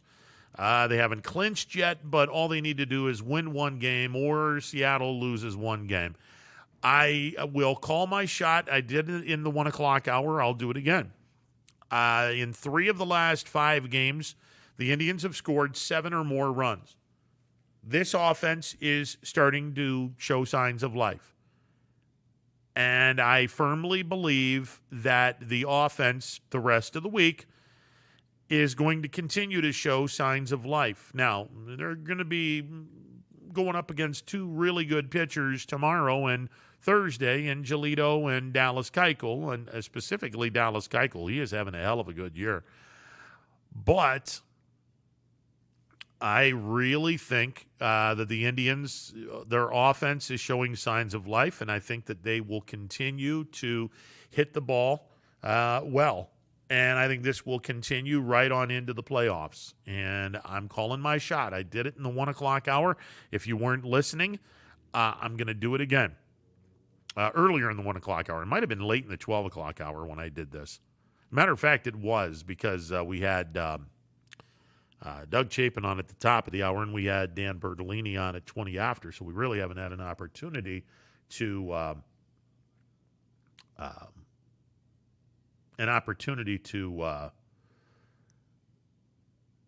talk about this since the 12 o'clock hour. I think the Indians go to the World Series. And I know people are going to look at me and think I'm nuts for saying that. I mean, come on. Ron, this offense it's garbage. How can you say this? The Indians are 30-24, and they're starting to hit. Like I said, 3 of the last 5 games, the Indians have scored 7 or more runs. They scored 7 runs yesterday in their victory over the White Sox. I really believe that if the Indians can win the first round, best of 3, and again, it's going to be at the home of the higher seed. If the Indians happen to pass Minnesota and finish in second place, well, then they would have the 4 seed, and they would have a home game probably against the Yankees, best of 3 series. Not necessarily wanting to play the Yankees right out of the get-go, but whoever.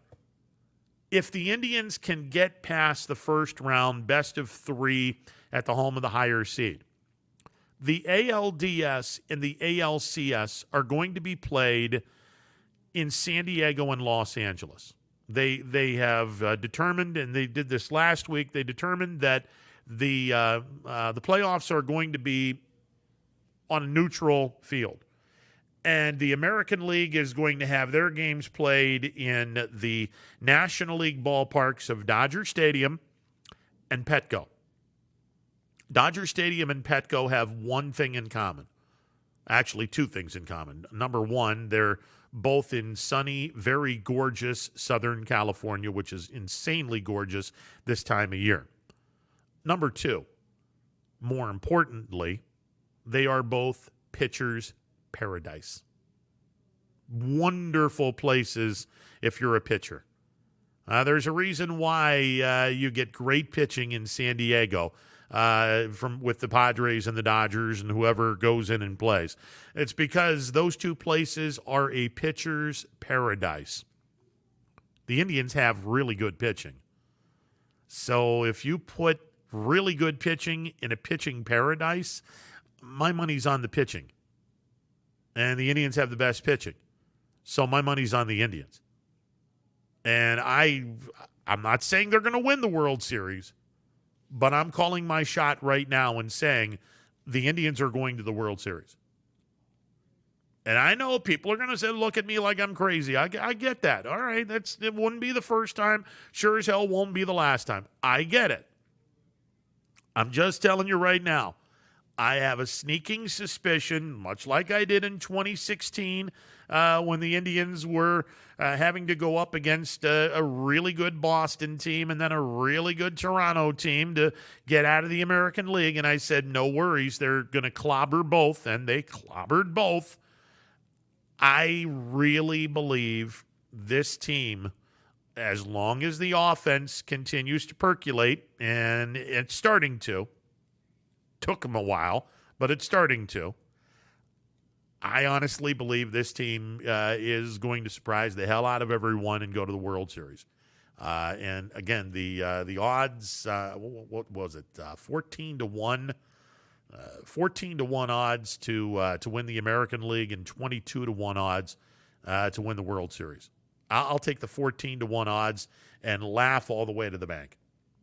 Yeah, if I had money, which I work in this industry. I don't have money. What are you kidding me? So there you go. All right, 330-886-0813. We'll hear from Munch. We'll get Munch's take on this and many other things. Including the Browns going 2-1. It's a possibility. They got the Redskins on Sunday in Cleveland. I would think that the Browns should be able to do this. Now, I will say, and it's early, but I will say the Browns are 0-2 against the spread, and they're 2-0 when you bet the over on the Browns game. And it's early. It's very early, but the Cleveland Browns are 0-2 against the spread. Browns are a 7-point favorite. I don't think they win the game by 7 or more points. I think the game is probably a 3-4 point game, and I think the Browns do win. And they will go to 2-1. And I expected the Browns to be 2-1. I expected the Browns to be 2-1. This is a good part of their schedule. Where they should be able to win. If they don't win on Sunday, I think that would be a tough blow to this team. My Bills, they have an interesting game. They get the Rams coming in. They get the Rams coming in on Sunday in Orchard Park, and God, I wish we could have fans in the stands because I would love to see that game. And I think the Bills win on Sunday. I do. I think the Bills. I think the Bills can beat the Rams, and we'll see. It's going to be a good test. That's for damn sure. These next 4 games: the Rams at home, at Vegas, at Tennessee, Kansas City Chiefs at home. Yeah, that's a good 4-game stretch. Solid 4-game stretch. All right, 330-886-0813. Got Munch coming up in a bit. Stick around. 21 News. Let's get right to our top story tonight. More experienced reporters. A new Wilmington restaurant. GM Lordstown. Telling more local stories. We'll look at efforts boy is recovering from a broken around our valley. Community in Niles. We are here in Youngstown, right up. Because you expect. It's important for everyone. No place like home. More local news. In Mercer County Court. 21 News is our valley's #1 local news. Welcome home to a home made homier with Baird Brothers Fine Hardwoods. Inspiration starts at BairdBrothers.com and is turned into reality when high-quality hardwoods are delivered right to your home. Baird Brothers has the latest design trends, shiplap and skinny lap interior siding, antique oak rustic flooring, and, well, you'll find them all at BairdBrothers.com. Ordered easily, delivered conveniently, enjoyed comfortably. BairdBrothers.com. Attention football fans, order Coca's Pizza tailgate package for only $54.99. You'll receive 24 slices of our delicious cheese pizza, 20 jumbo wings, and 2 of our famous foot-long pepperoni rolls. Coca's Pizza, we serve it hot. Hi, this is Tommy Clem, owner of WRS Insurance Solutions. WRS Insurance Solutions is a local independent agency that specializes in life, Medicare, long-term care, and disability products. Call us at 330-953-3722 or visit us at wrsinsuranceSolutions.com to learn more. Good luck to all the student athletes in the Valley. Your Armstrong services are more important than ever. There are more and more connected devices in the home these days. To get the most out of your experience, you need a network that is always getting better. You deserve superior performance, and that's what Armstrong offers every day. Whether you're working from home, enjoying your favorite content together, or simply catching up while apart, count on Armstrong to keep you connected to what matters most.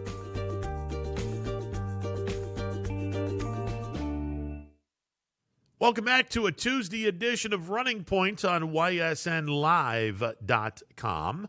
Ron Potesta with you. It's 2 o'clock. Now, normally we have him on Monday, but I got to be honest. I will be honest, and Munch can attest to this. When you get older, things kind of go in and out of your mind pretty quickly. And Munch, I will be the first to say, at about 2:25, I looked and I was like, what the hell? Where did the time go? And why didn't I have Munch on at 2 o'clock? Yeah, that's I'm starting to fall into some pretty bad habits right now, Munch. Well, what do you mean things go poorly, Peter? I don't understand. We forget things as we get younger. Yeah, exactly. Oh, Lordy. Lordy. So we make it up and we have you on a Tuesday, and look, I mean, we can have you on all the way up until Sunday.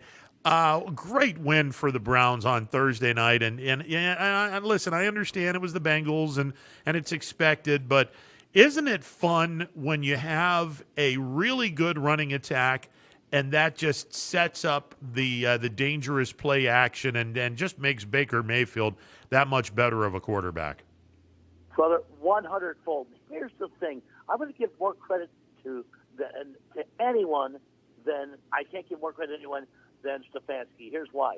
The first game of the season against, I know it's the Ravens, quote unquote, but that game was as poorly coached as a Freddie Kitchens team, and I'm thinking SOS, and that's not save our ship, okay?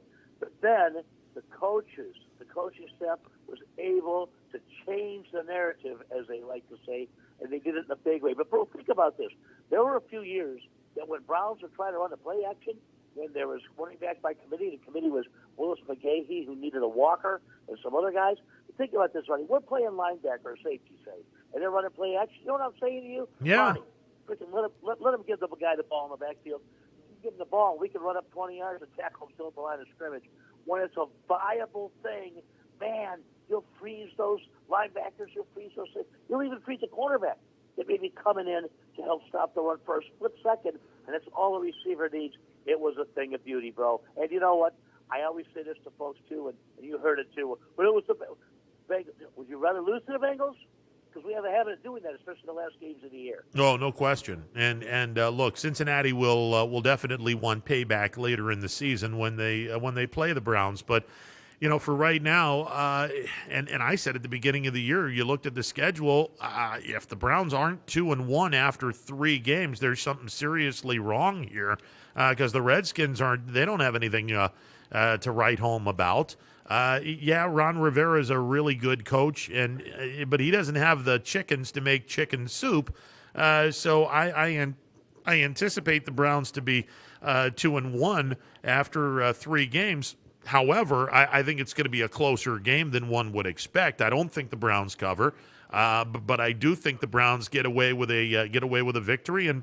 And look, I mean, under the circumstances, I can count on a few fingers how many times the Browns have actually been above 500 and have looked good 3 games into a season. Very rarely. It's funny you talk about the chicken soup with chicken. You know what he's trying to do? And again, I would not change how I grew up for the world. But, at times things were a little tight. So Mom would take that soup chicken, okay, and she would marinate it, do everything to it, and try to broil it or bake it and have that for the next meal. Well, it tasted just like you'd expect it. Like rubber, but it had a chicken taste to the rubber, okay? That's what Rivera is working at right now. You know what, bro? Haskins to McLaurin is a nice combination. But that's pretty much, if that's all you have, it's not going to work that much longer. they got to protect Baker. The defensive line, Chase Young, led by them, is going to come get him. And our defense, at least, you figure you play our defense, you might as well chalk up 2 touchdowns and 2 field goals automatically against them, unless the guys coming back play good. Well, yeah, I mean, look, the first couple of games, and the Indians, the Browns have been they've got an injury-plagued defense, but even when Wilson comes back, even when Greedy Williams and Kevin Johnson, and when they come back, I still don't think this is a top-notch defense. I think that they'll be better, but it's still not going to be a top-notch defense, and I can see Washington putting up some points. You made mention the former Buckeye Chase Young. This is going to be a fascinating matchup, especially if Young is able to go up against his fellow rookie Jedrick Wills, who, Munch, I got to be honest, I had my concerns whether or not this kid could make the adjustment from right to left tackle. Good Lord, has this kid made the adjustment?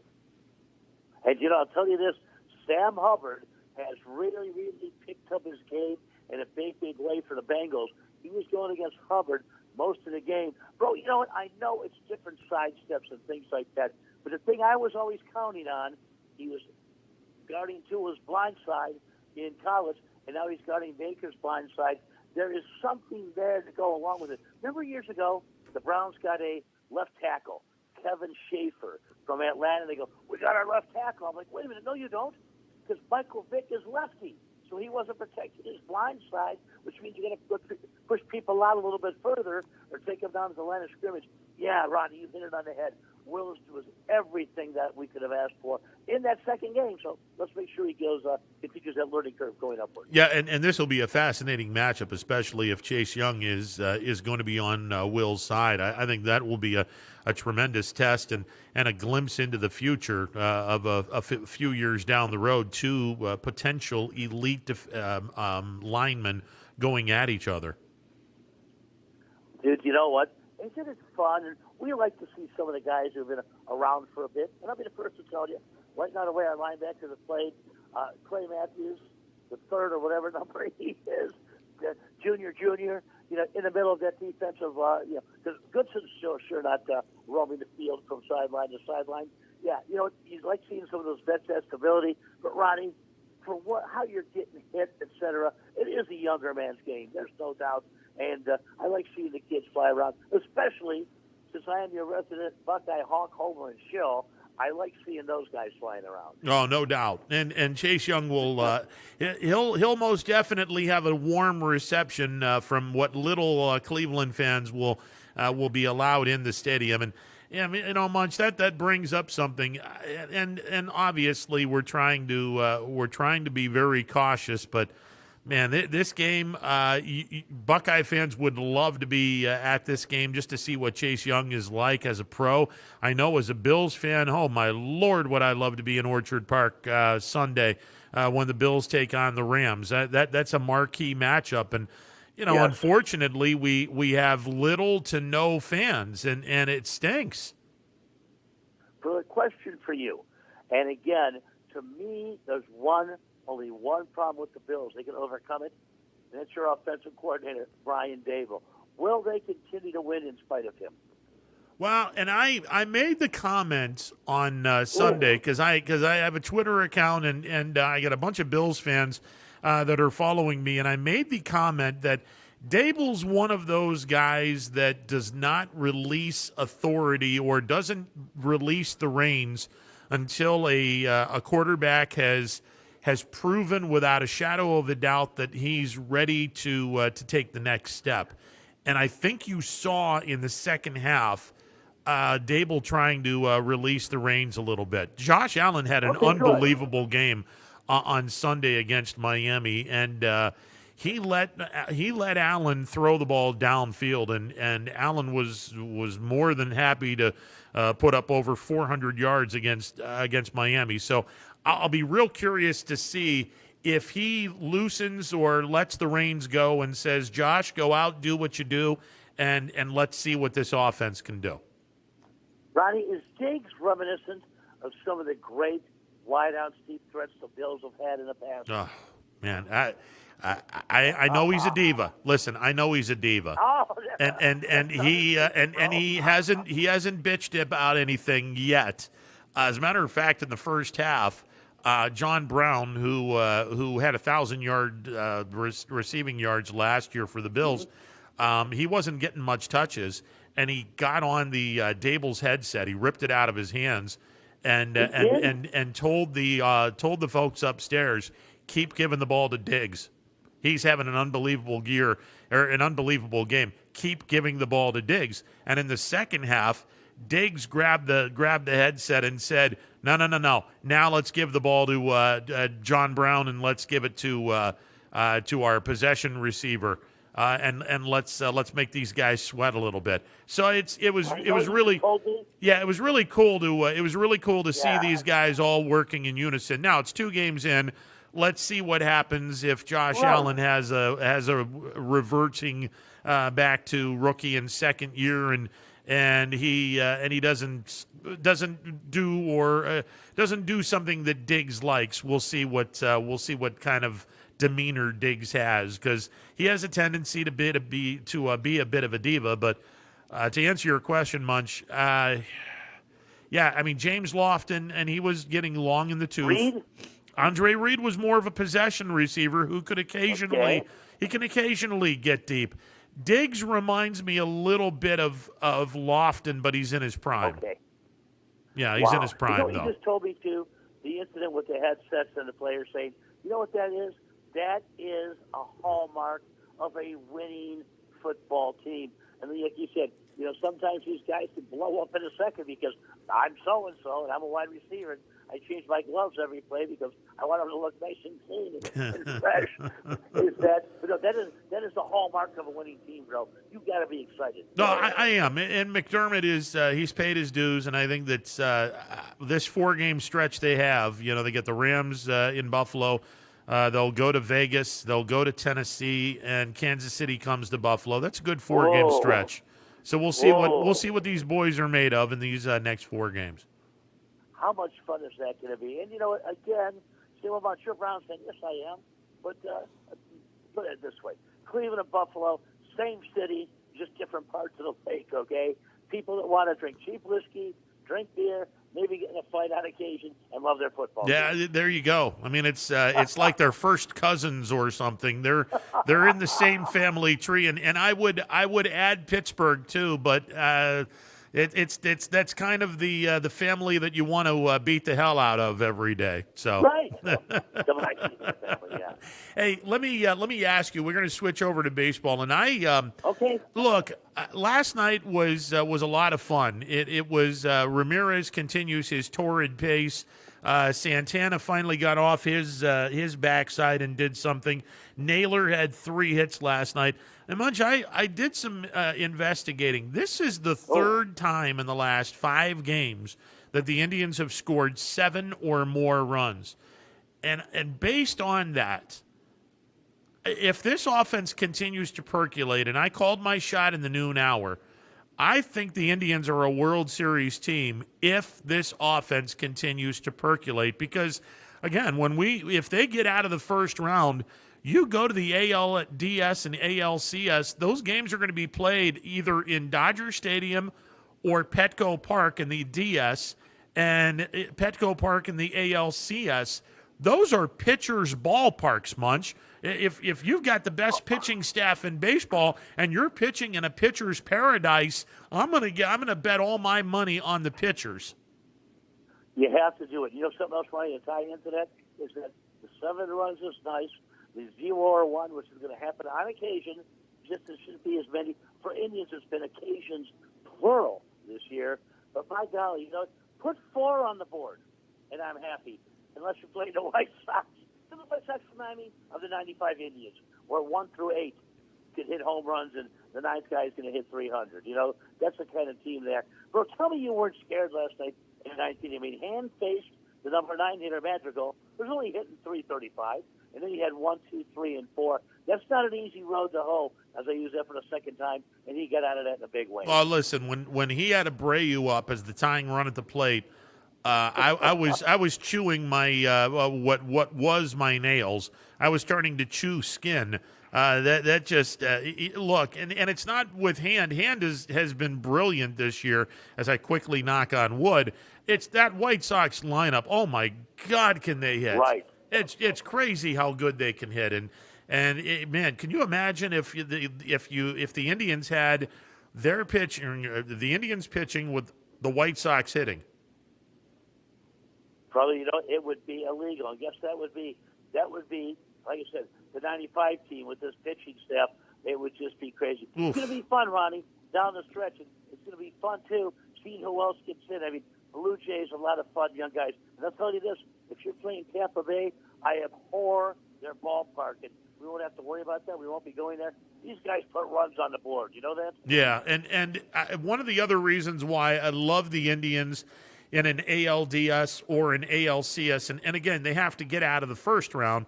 But one of the reasons why I love the Indians in the West Coast is, once again, these two ballparks, it's tough to hit a ballpark out of Dodger Stadium or Petco Park. So I really like our pitching staff to neutralize that offense. And again, if the Indians can claw their way to 3 or 4 runs, they're going to be in pretty good shape. They're going to be in real good shape. Tonight, I'm a little dismayed. It's, let's see how far Quantrill can go, because they said if we have to, we'll do a bullpen day. But I guarantee you this, the bullpen's going to be guys that I don't trust that they're going to bring in, like Hill and Matan. But maybe they're saying, okay, to get Beaver Wednesday and get him to start the series, the postseason series, we've got to do it this way. I understand. That's something Tampa Bay has done in the past too. Play a game. Keeping the season with meaning, which is bullpen. I mean, there's a reason the guys in the bullpen, and that's it. So we'll see. But you know what? If something would happen to with Quantrill, I wouldn't hesitate to go to Petco, because the first time through the opposing batting lineup, he's okay. So throw him in for 3 innings and make sure you get him out. No, exactly. As long as you don't leave him in there the second time through the lineup, because that's when he starts getting smacked around. But he's good for 2 or 3 innings or 9 guys, whichever comes first. I also made this comment, Munch, and I'm going to see if you agree with this. Okay. Obviously, look, the White Sox are pitching Lucas Giolito on Wednesday night against Bieber, and that's going to be an unbelievable matchup. And then they have Dallas Keuchel, who has had an unbelievable year with the White Sox this year.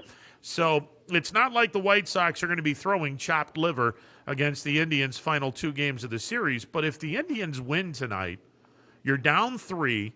You still have your 2 games left. And, oh, by the way, you're pitching arguably the best pitcher in the American League on Wednesday, and a guy that has an ERA below 2 and is turning into the number 2 pitcher in this rotation in Plesac on Thursday. I'm not saying the Indians win the division, but if they win tonight, things could get really interesting.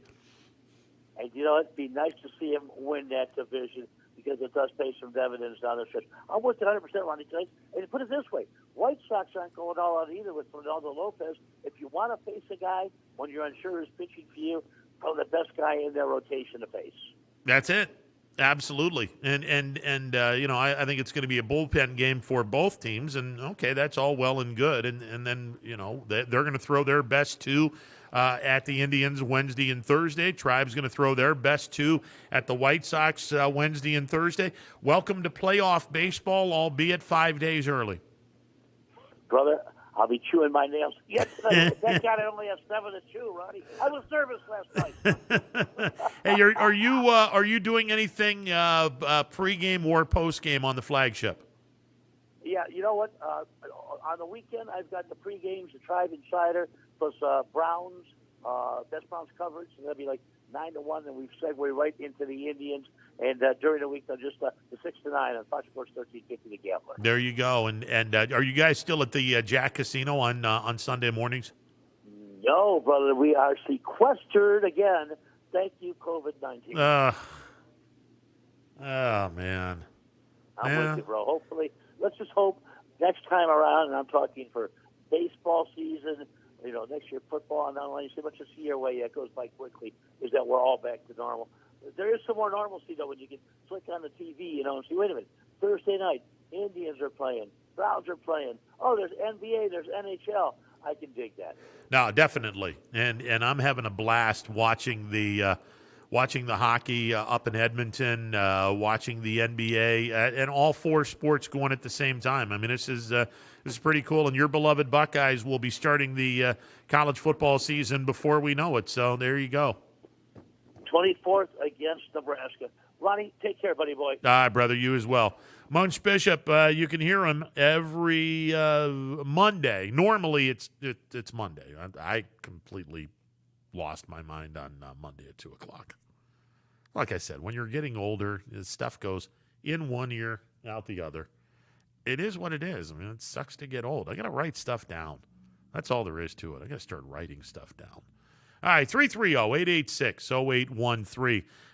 The MP Vivo Heating and Air Conditioning Hotline open for business. Take a time out. Be back with more. Stick around. For 21 News. For heating, cooling, and indoor air quality, the Mahoning Valley trusts MP Vivo Heating and Air Conditioning, offering worry-free repair, service, and installation. Call MP Vivo today for a free estimate. MP Vivo Heating and Air Conditioning. We're your energy-efficient experts. Hello, I'm Greg Burbick with G. Burbick Farms. For the last 100 years, my family has farmed in Columbiana and Mahoning counties. I began raising cattle in 1996 with the goal of providing a better product for you and your family on the dinner table. Our grass-fed and grain-supplemented Black Angus beef are raised with no hormones, steroids, or antibiotics. We're known for our hometown-friendly service and incredible tasting products. We're locally owned and have customers across the tri-state area. Our products go from our farm to your family. Stop by our farm on New Buffalo Road or visit us on the web at gburbickfarms.com. Don't forget to like us on Facebook. G. Burbick Farms, it just tastes better.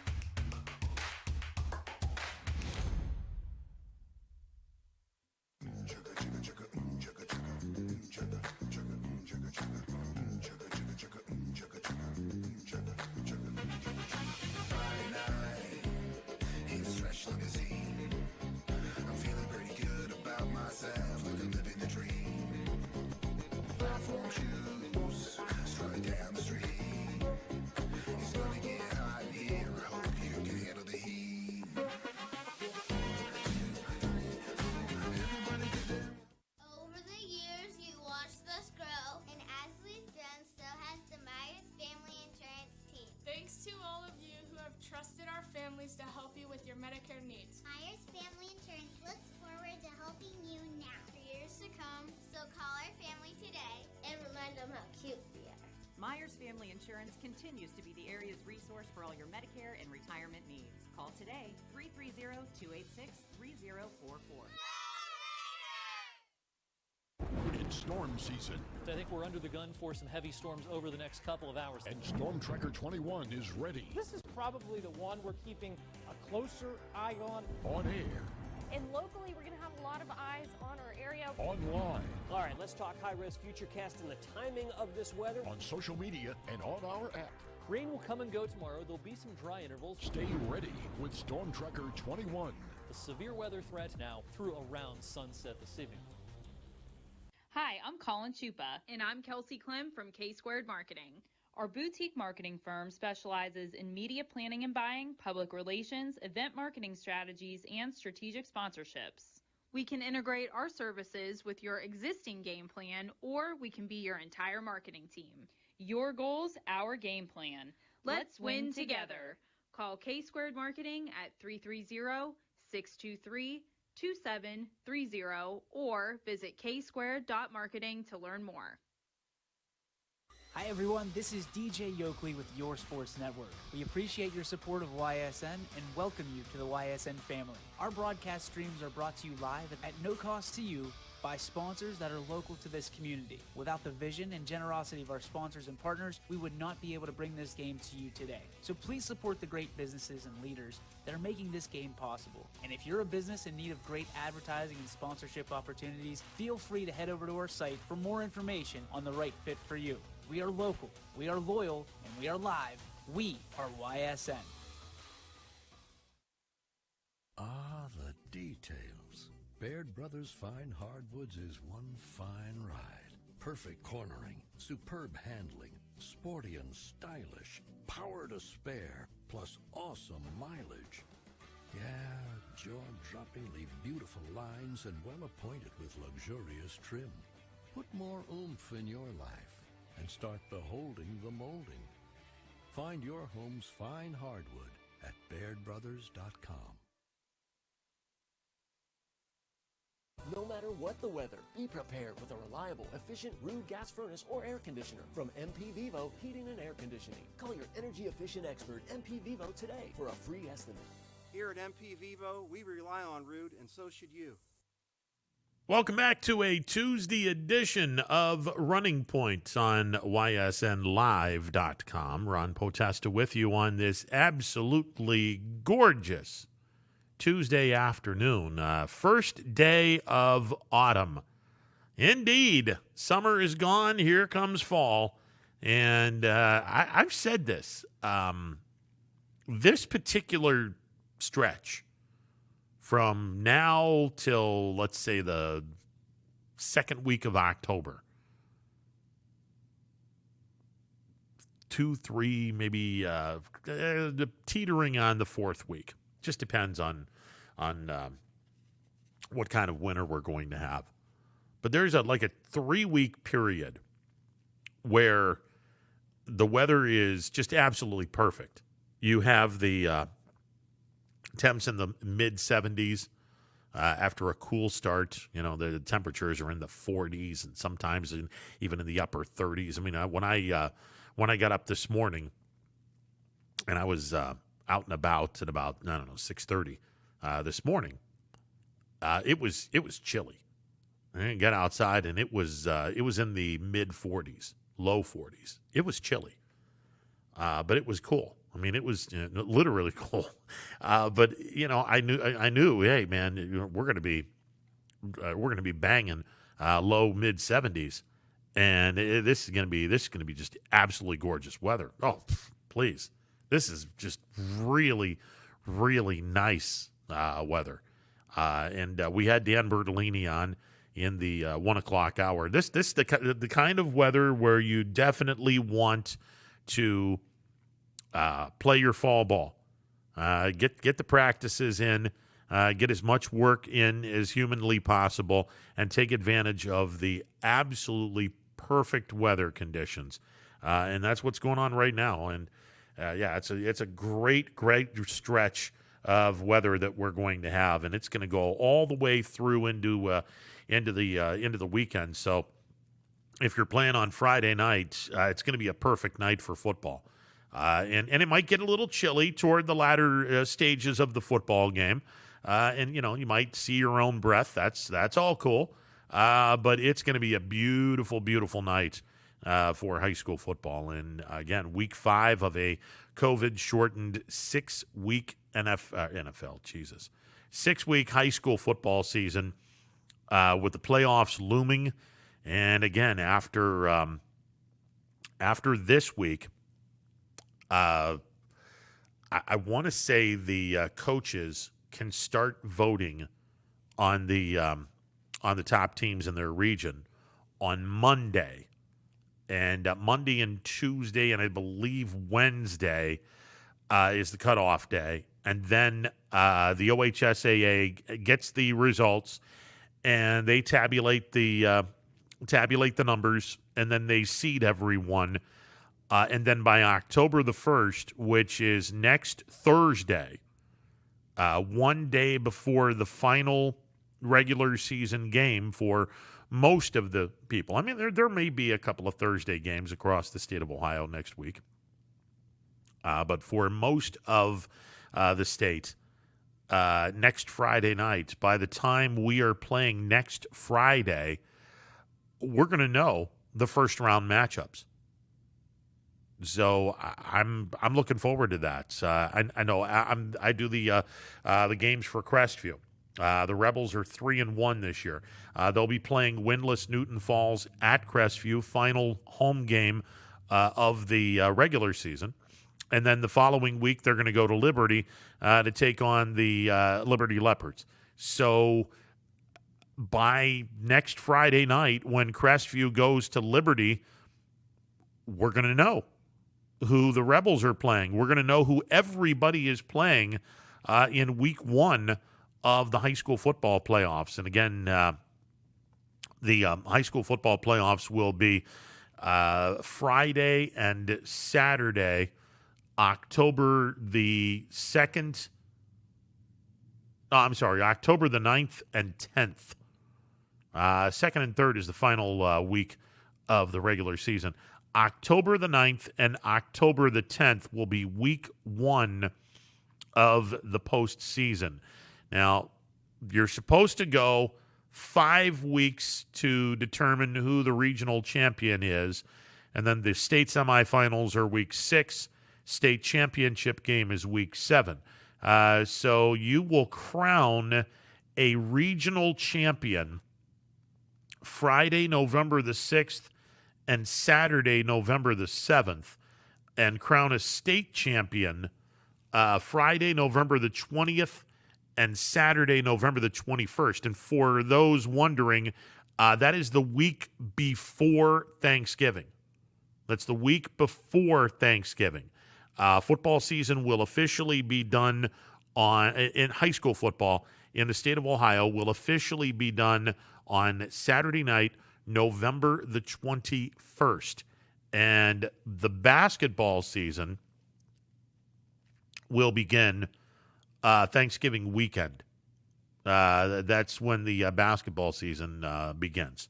The boys and I think the girls' basketball season, not the girls, the boys' basketball season begins the 27th and the 28th of November, which is Black Friday and the Saturday after Thanksgiving.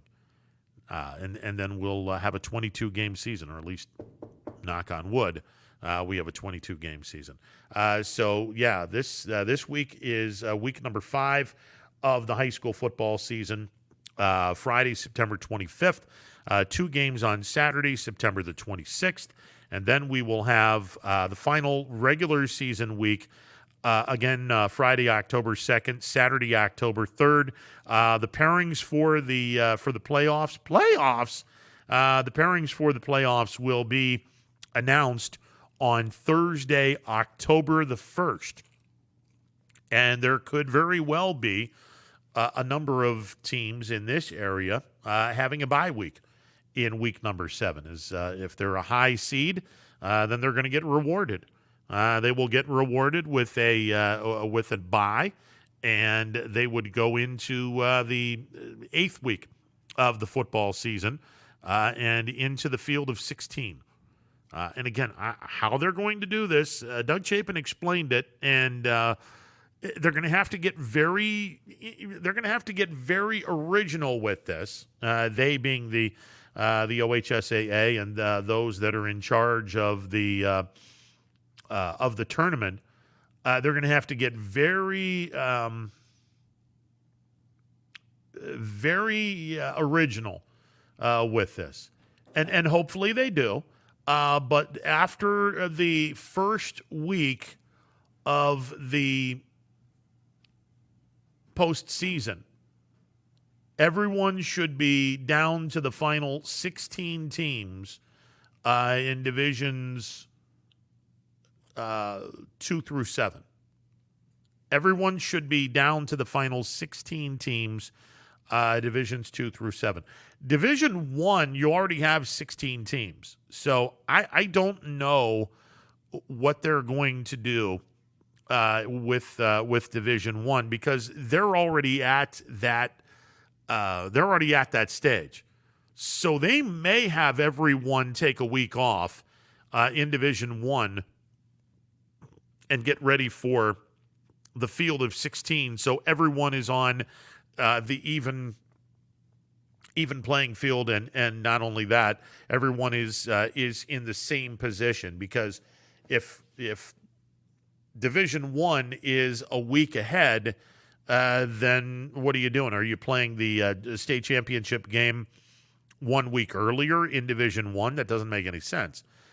So I don't know what they're going to do with Division I, but I'll be very curious how they get from 20 some odd teams down to 16 teams for week number 2 of the postseason. And again, the reason why you have to do that, there's 7 weeks in the state playoffs.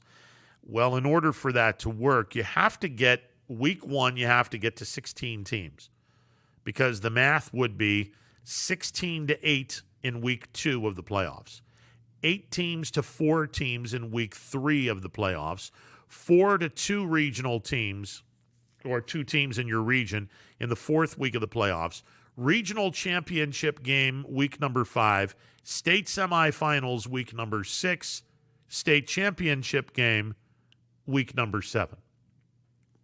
One would think that's how they're going to do this. All right, let's go to the MP Vivo Heating and Air Conditioning hotline. Tony, you're on the show. What's going on, my brother?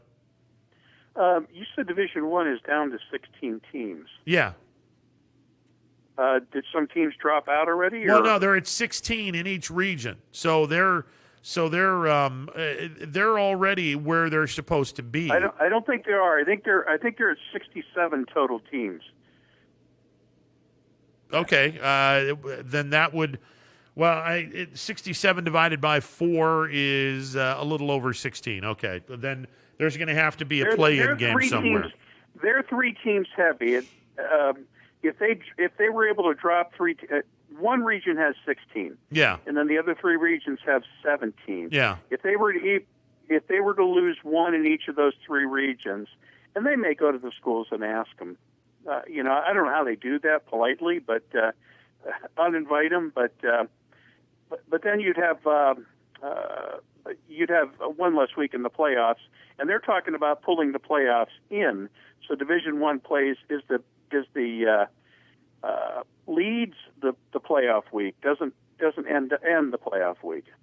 Well, again, I mean, I don't want Division I to be 1 week ahead of everyone. That doesn't make any sense. So if everyone's at 16, then you're already 1 step ahead of D2 through D7. So how do you go about doing this? Do you give everyone the week off and go from there? I mean, I could see in the 3 regions that have 17 teams, Tony, I can see the top 15 teams given a bye, and 16 is going to play 17 in kind of a play-in game where they're going to be playing, and the winner of that game takes on the top seed in the field of 16 the next week.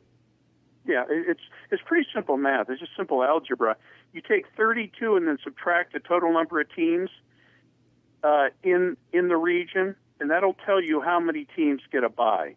So if there's 17 teams, 32 minus 17 equals 15. Yeah. 15 teams would get a bye. It's simple algebra. Yeah. I don't know why it would be so complicated. You have to get down to 16 the second week. It's pretty straightforward. No, exactly. There's no other way to do this. You have to get to 16 in order to have the 7 weeks, because it's going to take 5 weeks just to get out of your region, and then you have the state semifinals in week 6 and the state championship game in week number 7.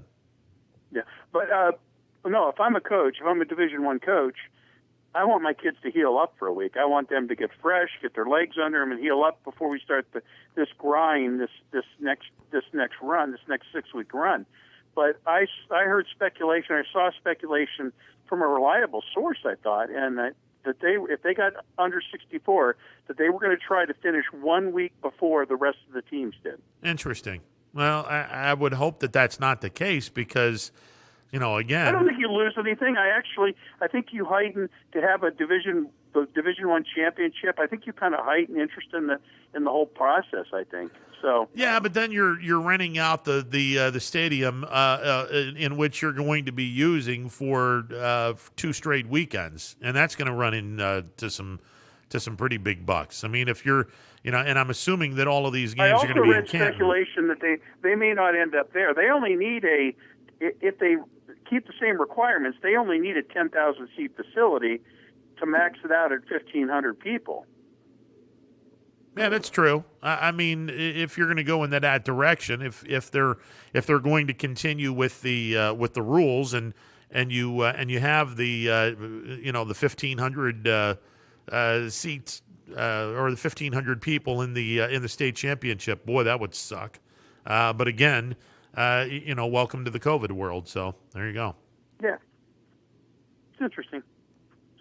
So no, I just wanted to, because I specifically went to Division I, and when you said they were at 16, I just wanted to, no confusion. I think there's 17 in 3 of the divisions. Okay, well then you'll have a play-in game in those 3 different regions, which is not a bad thing. It would, especially if they were considering having a universal bye week that first week anyway. Yeah. Anyway, so if you're rated the last of the teams. If you're number 16 and 17, good luck catching that lightning in a bottle. Yeah, exactly. I mean, that's what you're going to have. But stranger things have happened. It's not a maybe in Hickory in Indiana in the 50s or something. Well, that's about the only time. Hey, look, if Gene Hackman is my head coach, I got a shot at this. As long as he doesn't let the drunk assistant coach be the guy, I got a shot at this. So there you go.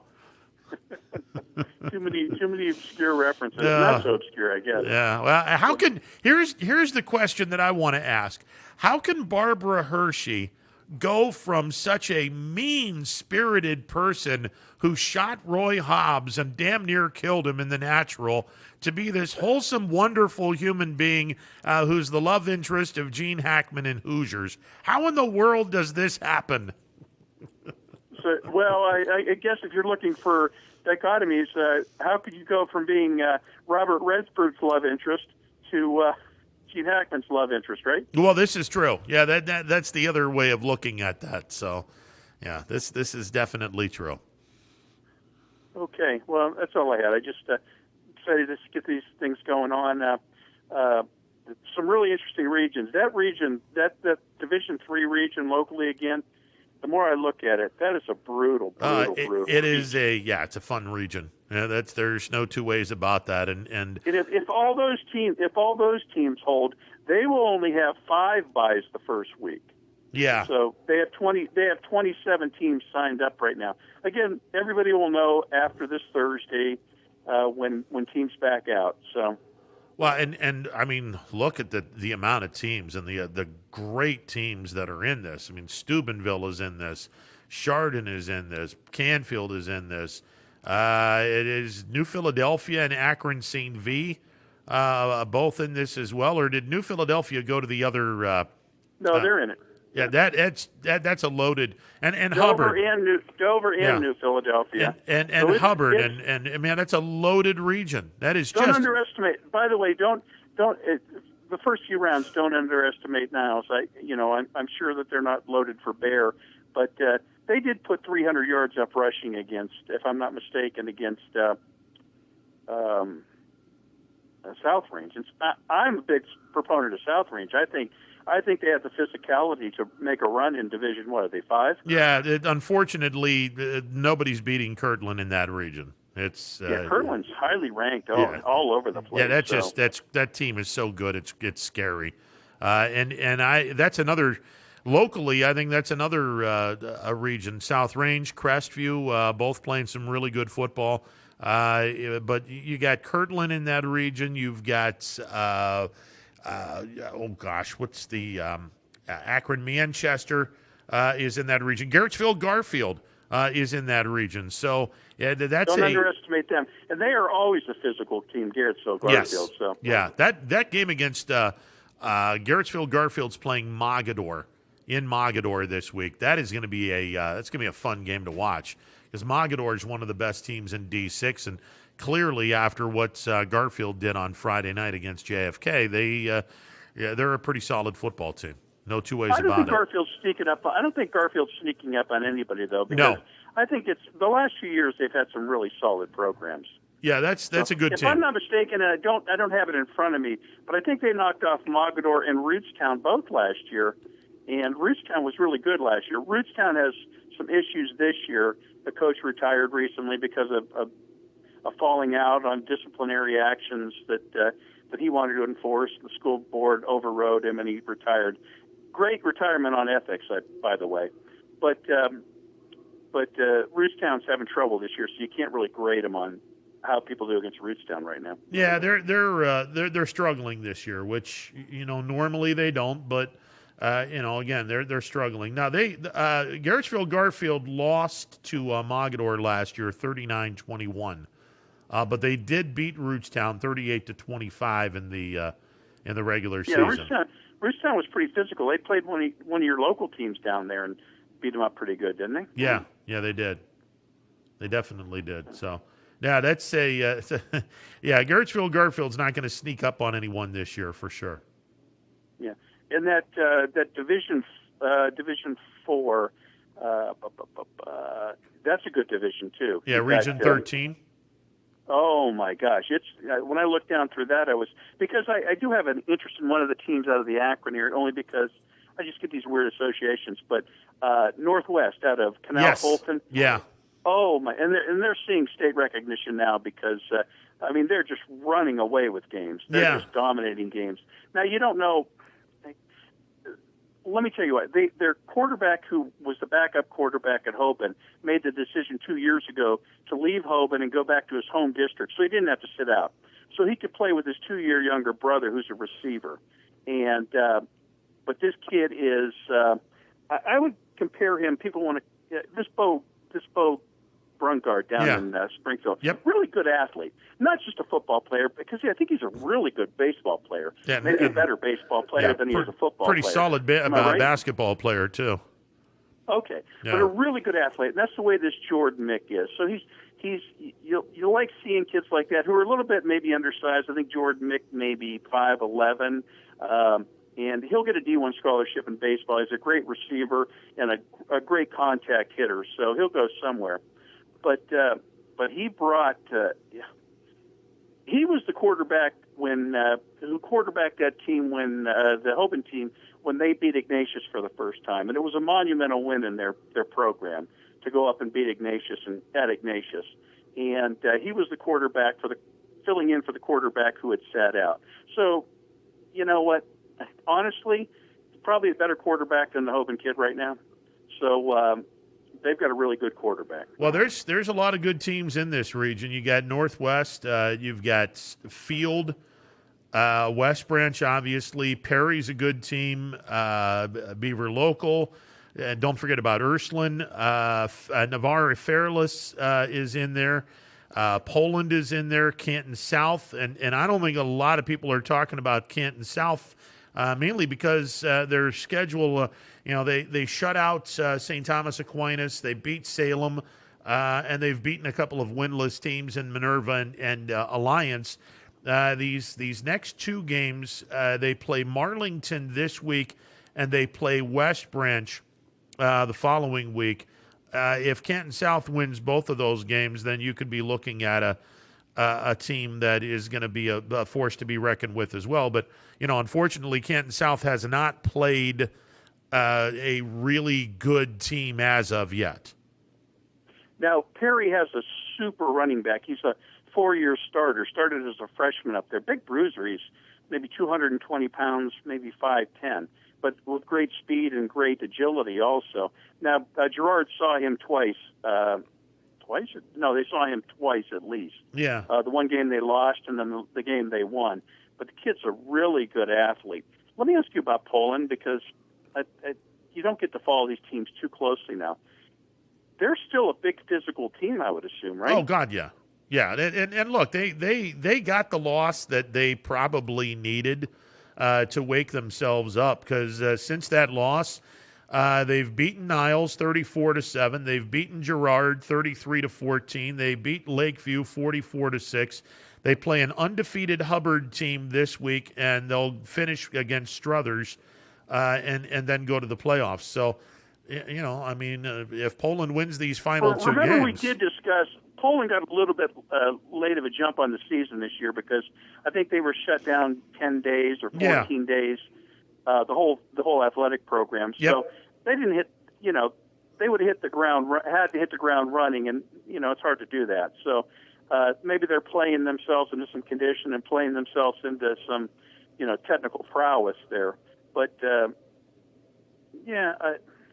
was just curious how good they were. Well, the area will fare well early on in this region because I think Ursuline is going to make a deep run. I think Poland will make a deep run. I think West Branch will make a deep run. And the one team that I'm looking at, and since their loss to East Liverpool in week number 1, Beaver Local has looked really impressive in their last 3 games. They've beaten a really good Barnesville team, Division 6, but they've beat them handily. They knocked off a rebuilding Indian Creek team, and they beat Minerva. The next 2 games on their schedule, they've got 3-1 Edison this week, 4-0 Bel Air the following week. Beaver Local might be a team that could surprise some folks. I don't think they go past the field of 8, but I think that they could surprise some people.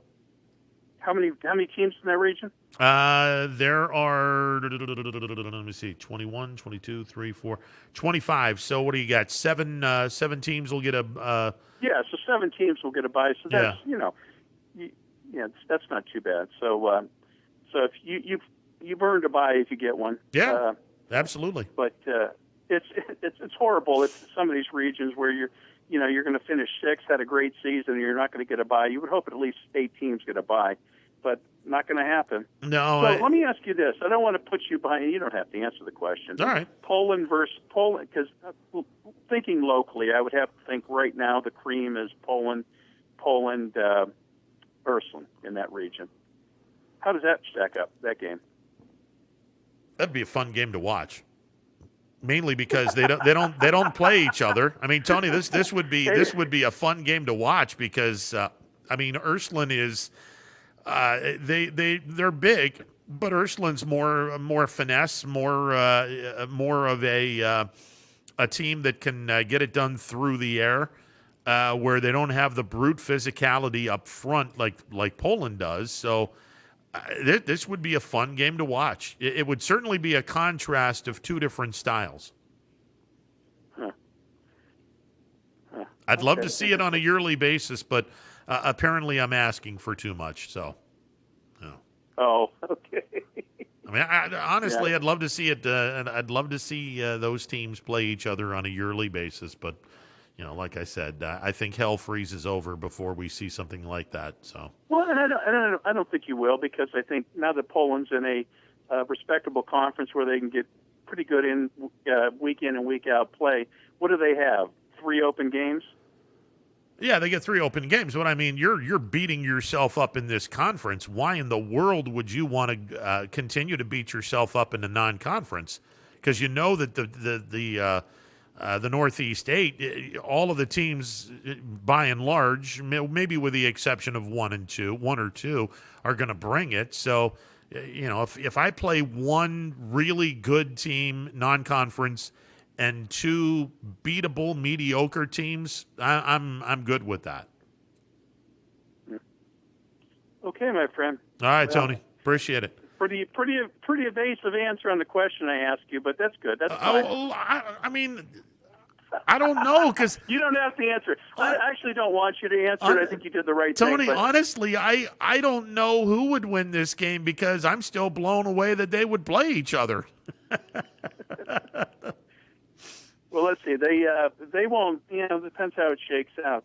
They wouldn't play each other till the 3rd round anyway. The way it's looking, I don't know where Ursuline will end up, because they could end up having to play a play-in game. Poland probably won't have to. They won't have to play a play-in game. Well, I mean, again, it all depends on what happens in in the final 2 weeks, and obviously it all depends on what the coaches do. I mean, don't think for a second. Who does Poland have the last 2 weeks? They have Hubbard this week, and they have Struthers the following week. So, and it also depends on the coaches. And don't think for a second that these coaches aren't going to have a strategy when they're starting to seed teams, give their top teams, because that's going to happen. You're going to have some coaches with the mentality of, okay, I'm going to make us this number so we don't have to play this team this early in the postseason. I want to see if we could play this team.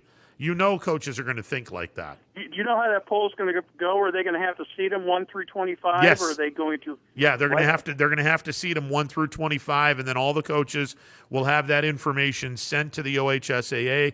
They'll tabulate the votes. And then Thursday on October 1st, which is a day before the final regular season game, pairings will be announced that afternoon.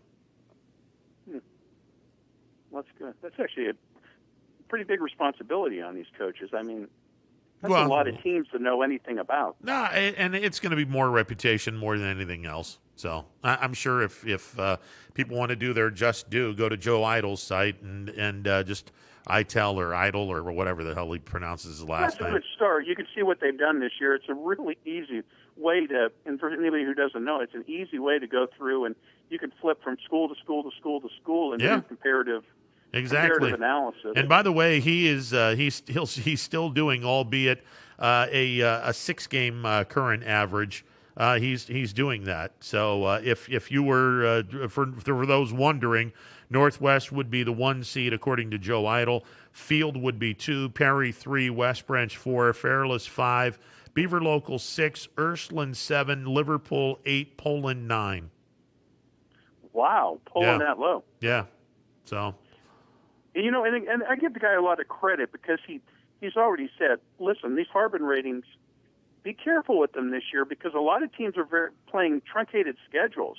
A lot of teams didn't even start till week 3. And they do an averaging. They don't penalize you for missing games.